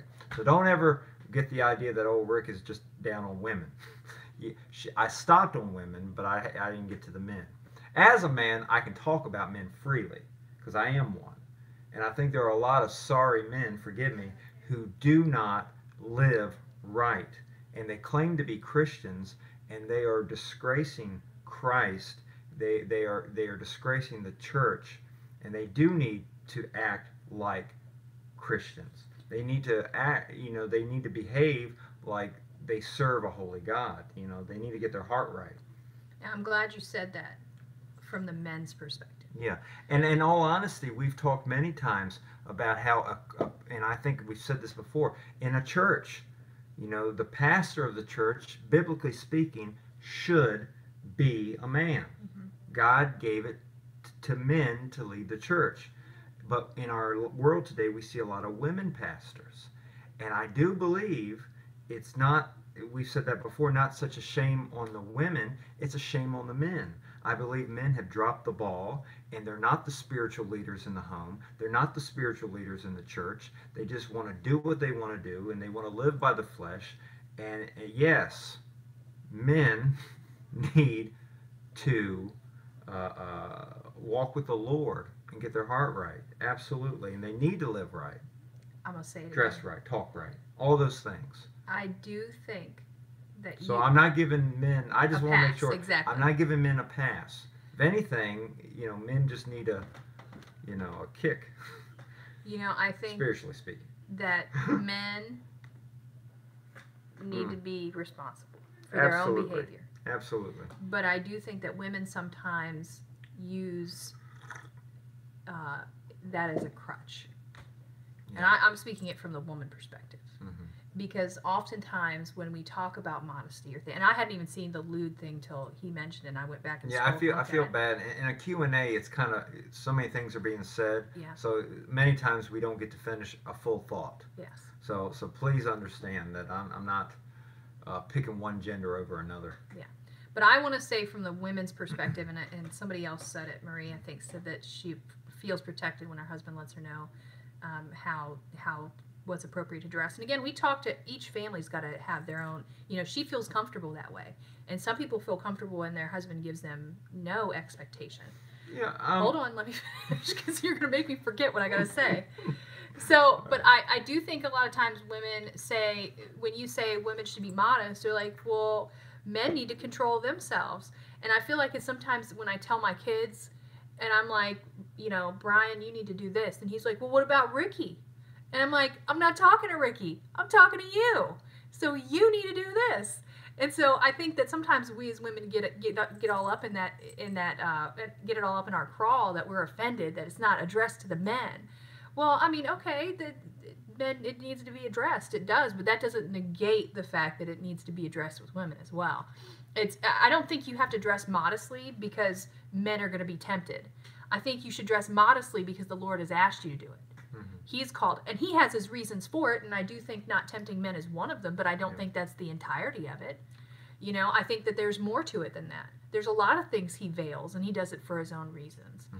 So, I mean, it's bigger than just looking at between one another. Absolutely. It's the idea that we're looking toward the Lord and what his idea is. But I think the reason I pointed it out is that, you know, the Bible does talk about, like I said, being a stumbling block or not being one. When it talks about, like, what's the passage? It talks about meat.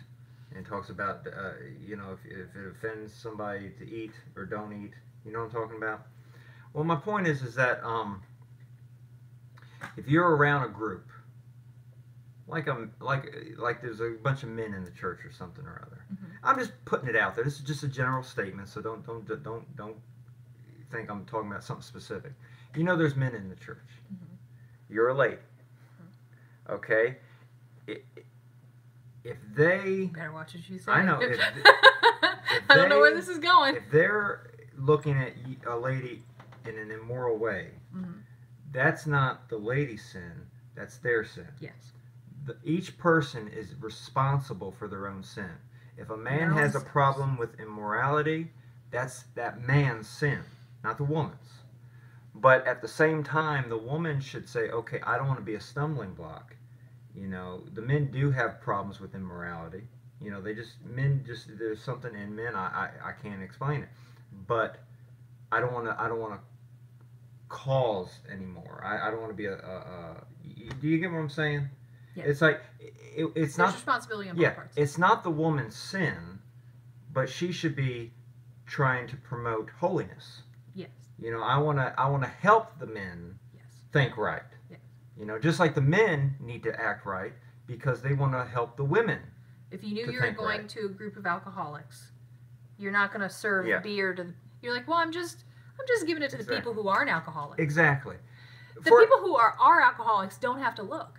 You You get that. shouldn't even have it there. You want to help the person serve the Lord, not give them a reason to think things they shouldn't think or do things. For example, when my wife gave up coffee, I drink coffee.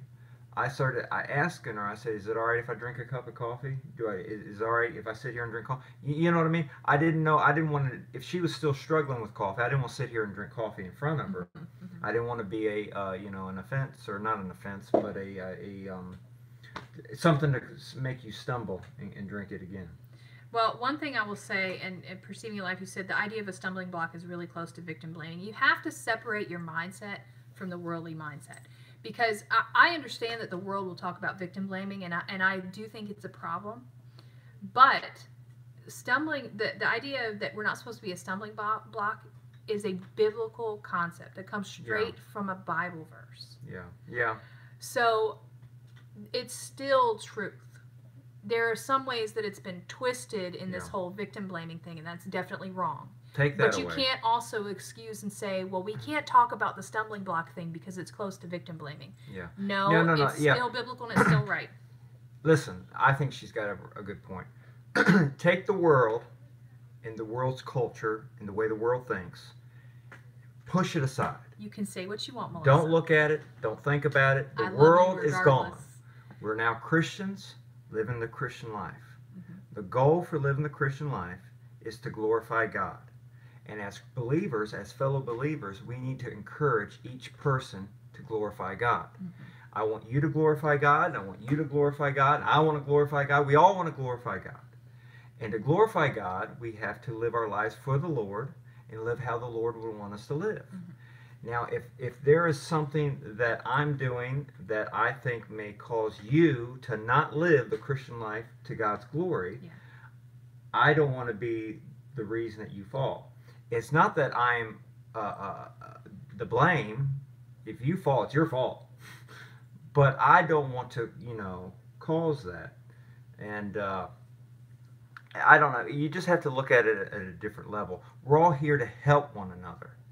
And I want to do my best to help my fellow Christian. Mm-hmm. And if I'm doing something that's going to make them struggle, well, I'm not being a very good help. Mm-hmm. It's not about blame. It's that word. Push the blame aside. No more blame. If we're believers, we've been forgiven. We have God's righteousness. We're children of God. We're redeemed. Let's not blame. It's not about blame. It's about helping one another, encouraging one another. It's about edification, edifying our fellow Christians. And am I edifying? Am I building them up in Jesus? Or am I doing something that's making them just, talk? And listen, I brought this up in Sunday school the other day. As a Christian, I need to edify, encourage, build up people in Christ. All right, I work with a lot of people, and some of them are Christians, and there's a lot of guys who like football. This is football season, I like the Redskins. Sometimes if I get on a football subject, man, those guys will talk about football all day. But I'm not building them up in the Lord if all I do is talk about football. So it's not sin to talk about football, but if I talk about football, hey, that's all we talk about, it becomes a stumbling block to talking about Christ. So I want to remove that. It's not wrong for me to talk about football, but I'm going to avoid talking about football because I know that that's all we'll talk about. So I'm going to wait and talk about Christ instead. You get my point? It's that I want to be a help. The blame thing is gone. The negative things are gone. It's all about being positive. It's all about encouraging one another to serve God. Okay? And I don't want to do anything. I don't want to talk about football and get off subject with these people. I want them to serve God. We're going to talk about God. And that's what I'm saying. It's not a blame thing or blaming victims or something like that. It's all about encouraging one another. I want to respond to her comment. She said, and I'm trying to roll back so I can see it. She said that she knows what she was wearing and how she was behaving wouldn't have caused anyone to stumble, and it was evil thrust on her. Again, different people are going to have differences of opinion on what you're doing and what you're not doing. I mean, women could be totally covered, and someone will say, she was tempting me. Right. That's ignorance. You do have to know between you and the Lord, and that's it. You don't owe explanation to anyone else. Just between you and the Lord, you have to know that. And I think I believe I did say that. If another person does wrong, it's their sin. It's not yours. It's their sin. Okay, go ahead. Oh, I thought somebody said bandana grandma welcomed her new grandbaby. I was like, oh, really? I think she would have told me, but no, I don't think so, not yet.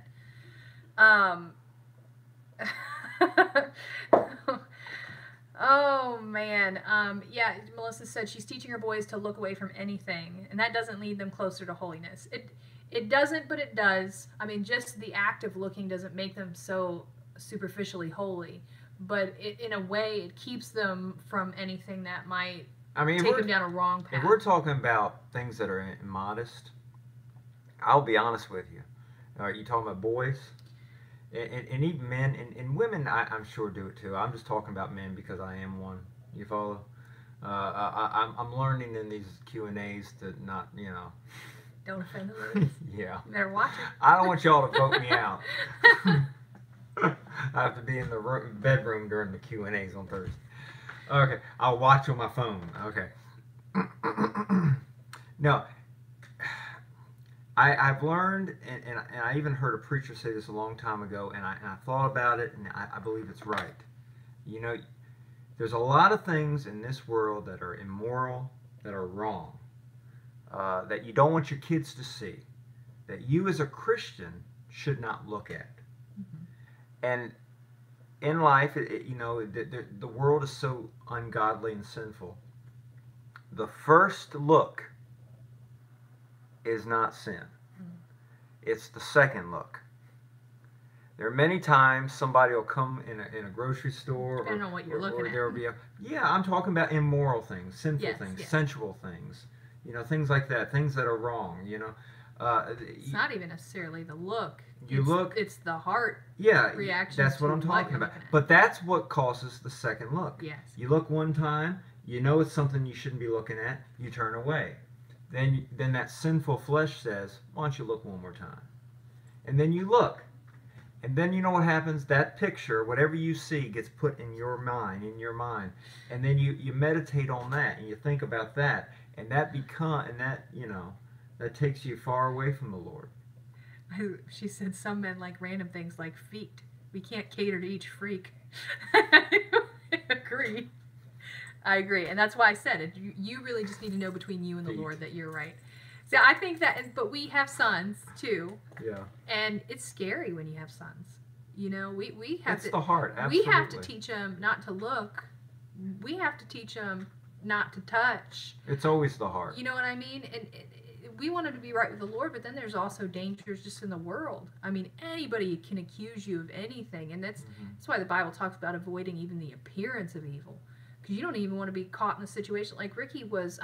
Sierra, you know, Marquise has a girlfriend, Sierra, and Sierra has some friends, and some of them are underage. They're under 18, because Sierra's only 19. And so Marquise and Sierra were out with Ricky and Marquise were together, and then Sierra had some friends, and there was one of Sierra's friends that was under 18. She was very fond of Ricky. And Ricky was like, Mom, she's a cute girl and all, but I had to stay far away from her because she's not 18. And it's like scared to death somebody's going to say something about him, or, you know, just stay far away.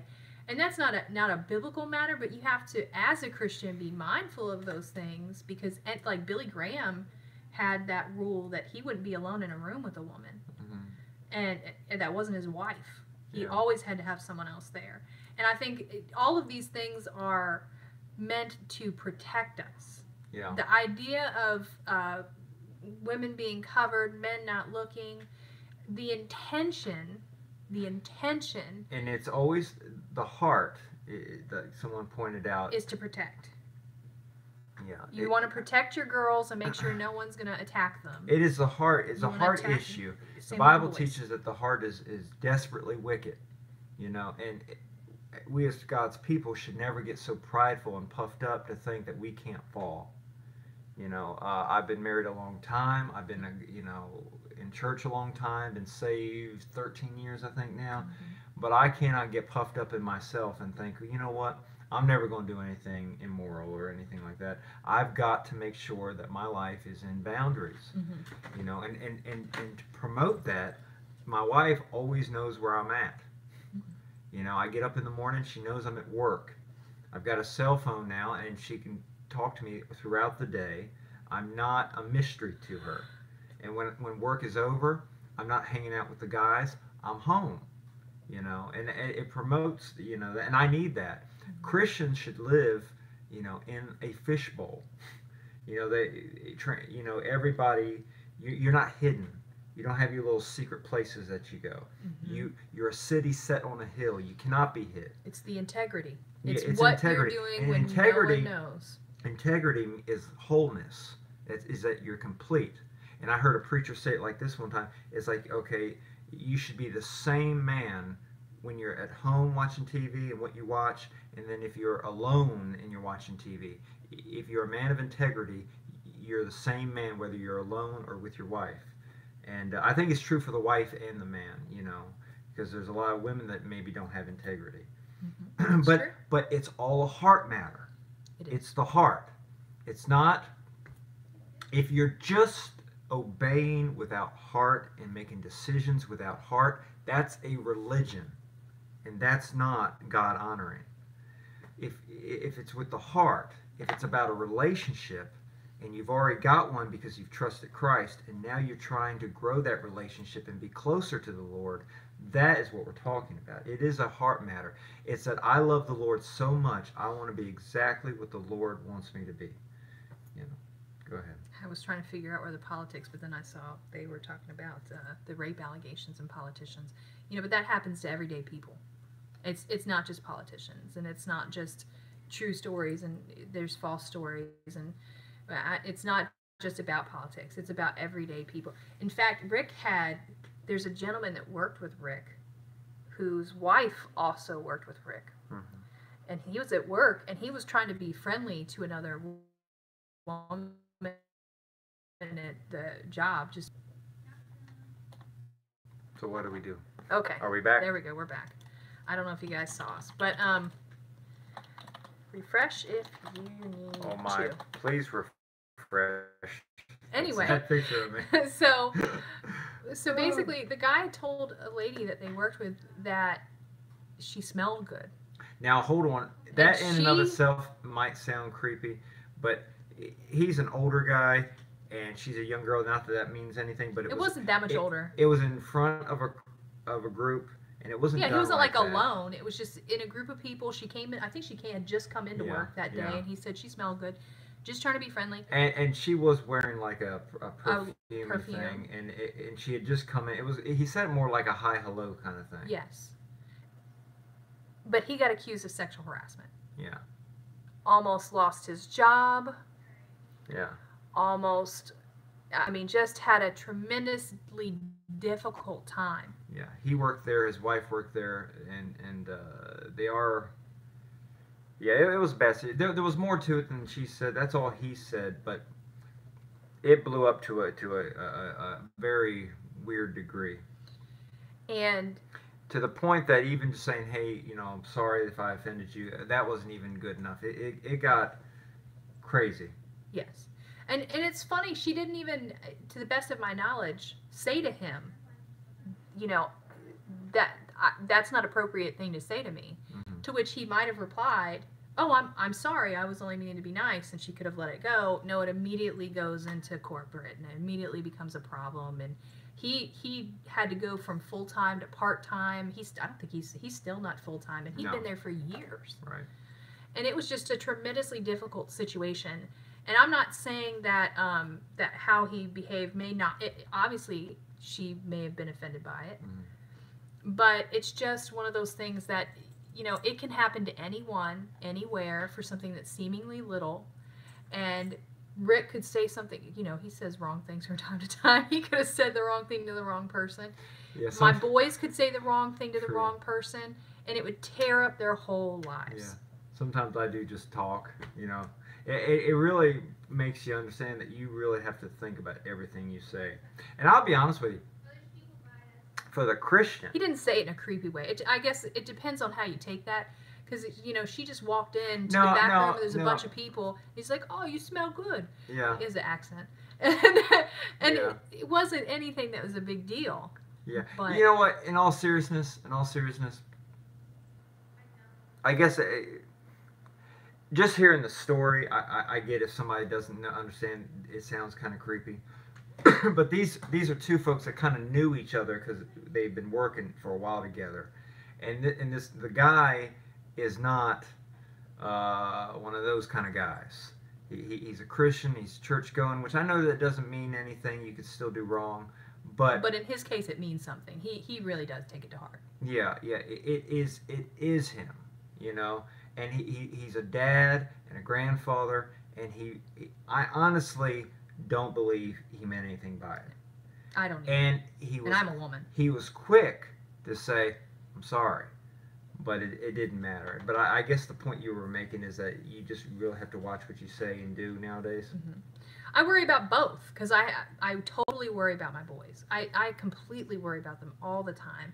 And everybody has things they worry about with their own kid. Yeah, and he's from another country, so it's another culture, so it probably could have been a different thing.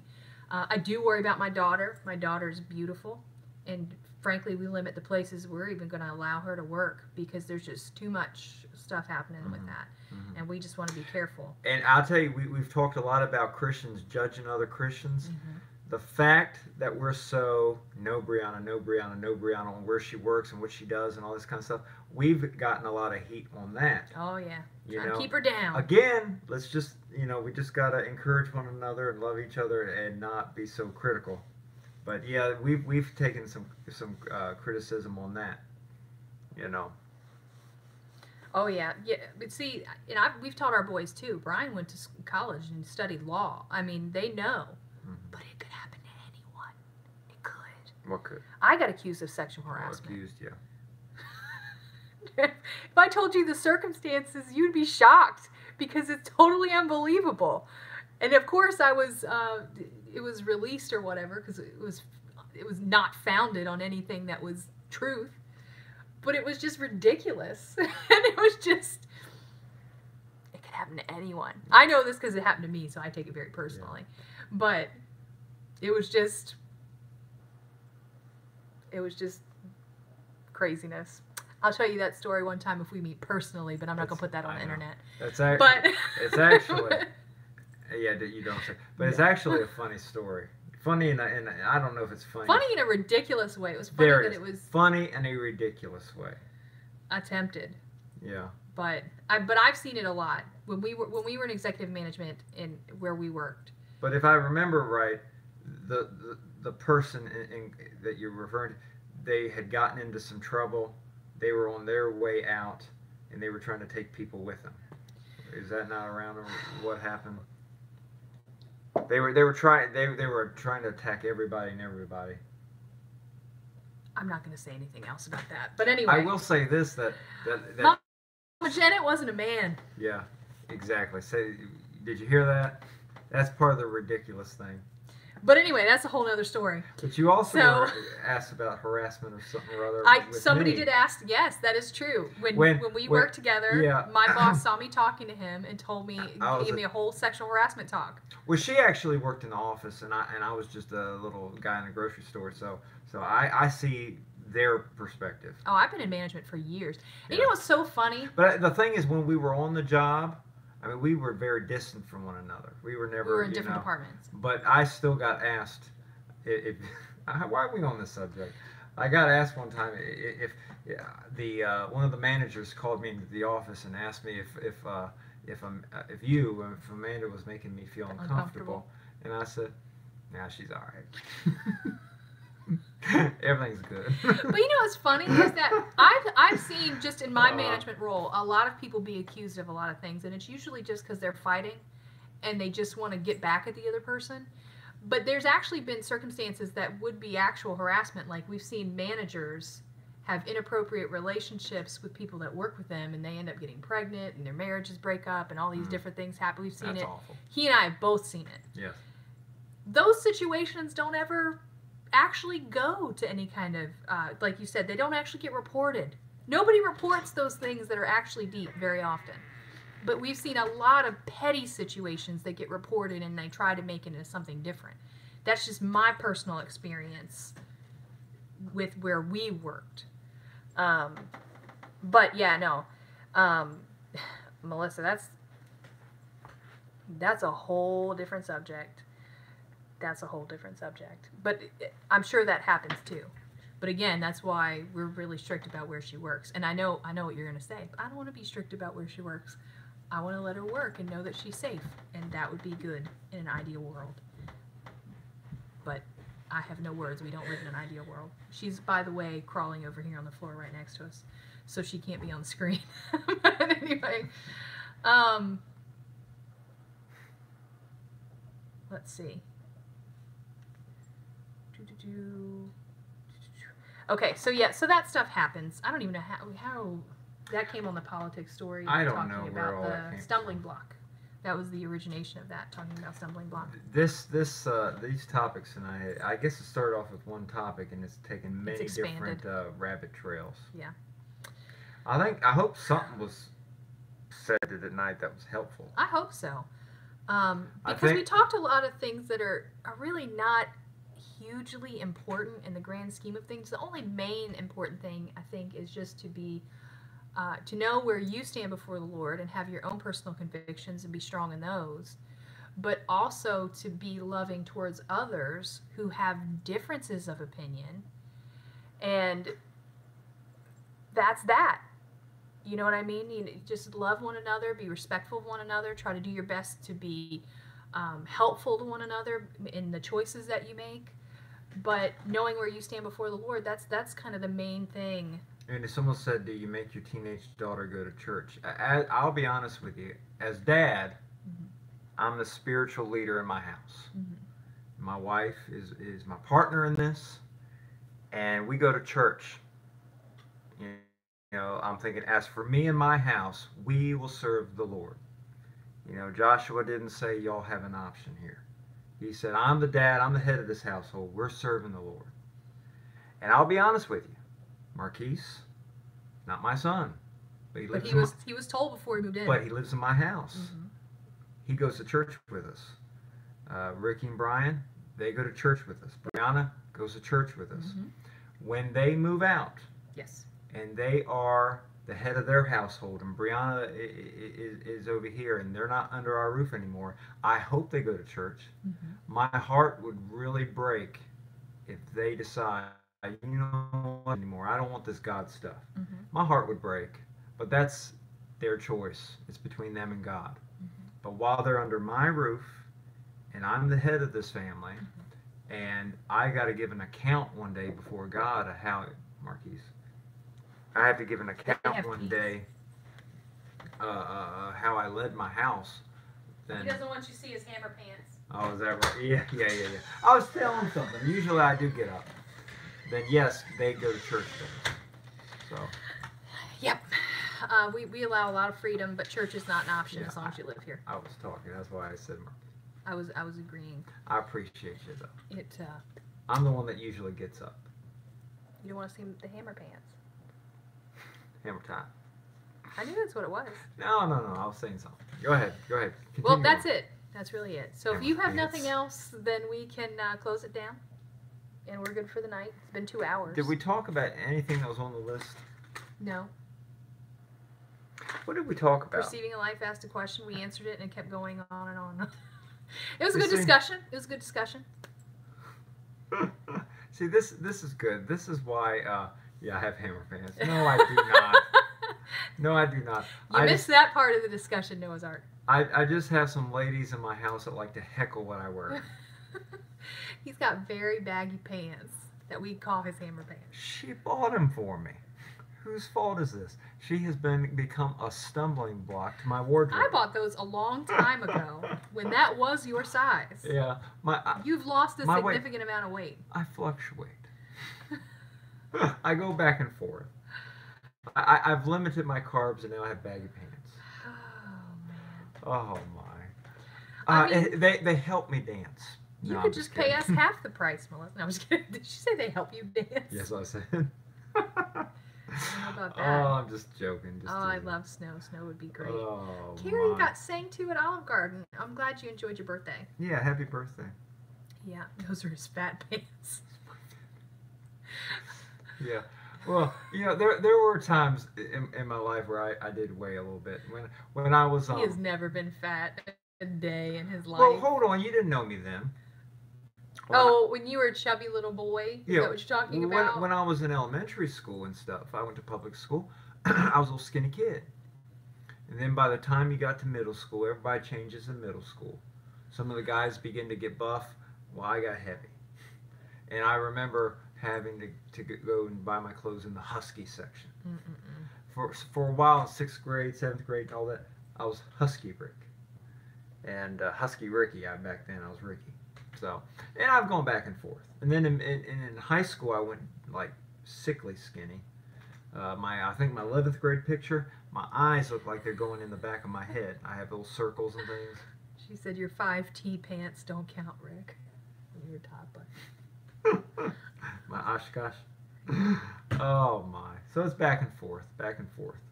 Yeah, I mean, there's one member of the family, I won't name, who gave us a little bit of issue. There was a time when they made excuses and didn't want to go to church. Oh, yeah.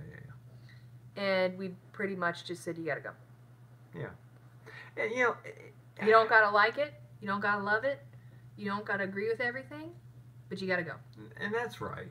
That's right. I don't see how anyone could say that's not right. When they leave the house and they're an adult on their own, like I said, it would hurt me if they didn't. But there's nothing I can do once they leave. But here in the house, we're a family, and this is what we do as a family. Period. No discussion. So, fat pants. Let the fat pants die. It dies tonight. Well, you haven't showed it to him. Oh my, that's something. So I don't know if that'll actually die. It's kind of like the. I will be honest with you. I have lost weight. You have. I have a suit coat. One of the suit coats that I've had for like 20 years. Some people, 20 years. You the one we got married in, you still have. I'm glad it didn't have a pattern or nothing, because it wouldn't be. It's a normal, standard black coat. Black never goes out of style.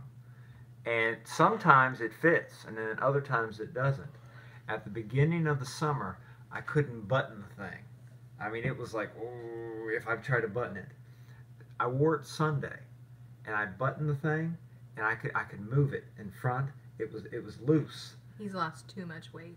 Oh, I'm fine. I'm fine. But it was just neat to me that the thing fits again. I had to go for a long time. I couldn't button the thing. I just thought, I'll just leave it unbuttoned. That's my thing. But now I can button the thing. So there you go. That's good. But I go back and forth. We disagree on that. I'll go back and forth. What are we talking about? The whether or not you've lost too much weight. Oh, I'm fine. He does not get up early for work tomorrow. He is off. I am off, and she's leaving me. I'm by myself. But I do have to finish preparing for my 5-year-old class. Yes. So we do have to get going here. And it's very late. So thank you for coming and hanging out with us. And I hope it was helpful and encouraging and not and not a discouragement to you. We certainly didn't want it to be. It's just one of those complicated subjects. Let me also just say that I think we explained and re-explained and explained again. So I think that's fine. But no doubt there's someone right now listening and you still have questions about something we asked.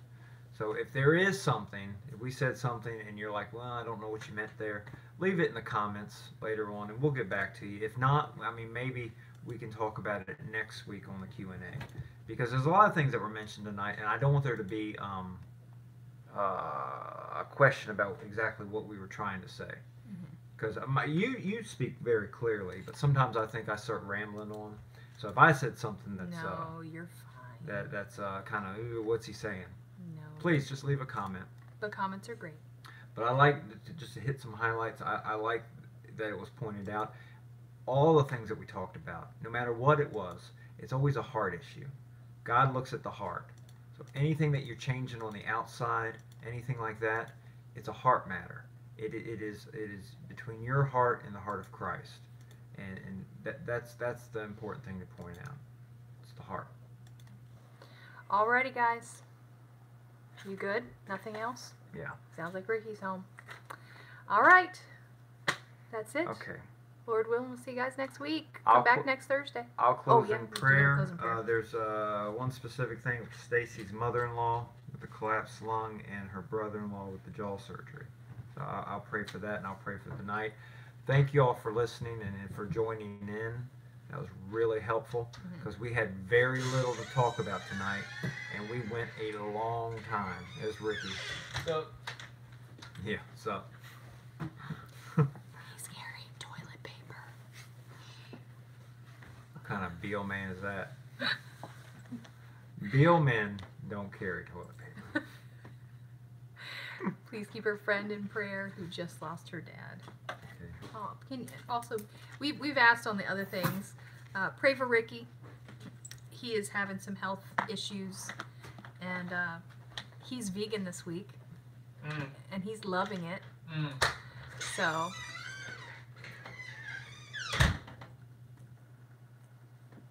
Okay. Ah! Okay. Hold on. Shania, I was looking at my prayer request list here. I'm trying to figure out what you're mentioning. Stuff everywhere. She also said the death in me. I'm not sure what death you're talking about, and I want to make sure. I'm sure you mentioned it to me at some point today. Barb, who lost her son. Who? Barb. Okay. I don't think I'm converting him, Mama Jen. He's got to do it for right now. He's having a lot of struggles. So. Oh, to veganism. Is that? But you feeling better, aren't you? Is that the term, or is that a? You gotta tell the people so they don't think. Yes, I'm feeling better. Feeling better. Getting there. Barb and her kidneys. Shania's kidneys. They're two different Barbs. Yes. Sorry, I'm trying to. This Barb lost her son. This Barb passed away. Okay. She's my. And her kidneys. Okay. You're my comment writer or reader. Barb passed away. Okay. I'm really loving your scruff here. My scruff. Yeah. It looks really good with this shirt too. Don't you guys like his scruff? Can you see it? You can't see it up close, can you? It's not much. I keep trying to tell him to grow it into a full beard, and he won't do it. It's gray scruff. I like it. It starts dark, and then it starts to go gray under here, and that's all of it. Yeah. She says, pray for Alyssa. Oh, it is the same Barb? Okay. So, oh my, I hope I get my prayer request right. I don't write neat. Okay. Just Elisa in general. Okay, Elisa. Yep. Alyssa. I'm loving the scruff. Right, Alyssa. Is he doing a no shave November? I wish. Get up close. Let him see it. Let him see the scruff. Oh no. Come on. No. Come on, just a little bit closer. Huh? Here. Nobody wants a close up. Everybody wants a Oh, close up. stop it! Bring Stop it. it! Stop There it! it Stop is. it! Look at Yes. Okay. Make it go away. She said Barb was here earlier, and I was wondering. I was like, how do you guys know the same Barb? Okay, she was here earlier, and she said she lost her son and then left the stroke. Okay, I got you. Okay. So Shania Got you. with the kidneys. Barbara lost her son. Okay. I'm sorry. It takes me a second to get going. Alyssa. She said you're handsome. Stop it. I don't believe it, but all right. Okay, I appreciate it. Thank you. Okay. Okay, you ready to pray? Yes. And thank you all for joining in tonight. Okay. All right. Let's pray. All right, Father, I thank you for just loving us and being so good to us and allowing us to talk for hours tonight and bring you up and talk about how to live for you and how to honor you. And thank you for giving us those opportunities. The requests that were mentioned tonight, there were several. I pray for Stacy's mother-in-law with this collapsed lung. I pray that you would help the doctors know exactly how to treat her and help her heal and to get past that. I pray that you would help her with any pain that she's having, along with her brother-in-law who just had jaw surgery, and I'm sure he's going through a lot of pain and discomfort, and I pray that you would help him also heal and help just ease the pain. This friend tonight that has lost their dad, I pray that you would give them comfort, help them to know that you're there, that you love them, and I pray that even in this, that you would help folks who are maybe not saved to get saved, and folks who are saved to walk closer with you, and just give them a comfort and a peace that comes from heaven. I pray for Ricky's health tonight, that it would improve. And I pray for Shania tonight, that you would just touch her body and help her with her kidneys.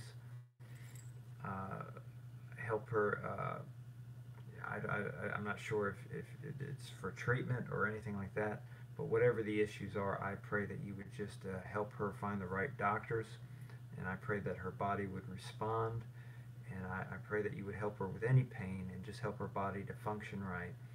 We trust you. You're the great physician. You created each one of us, and I believe that you're a God who can heal, and you're a God that can help, and I pray that you would give Shania help tonight and be with Barb, who just lost her son. As a father, I can't imagine. I pray that you would help her, comfort her, and just help her to know that you love her, that you're with her, and I pray that you would just give her a peace tonight and just help her to just know that she can go on with you.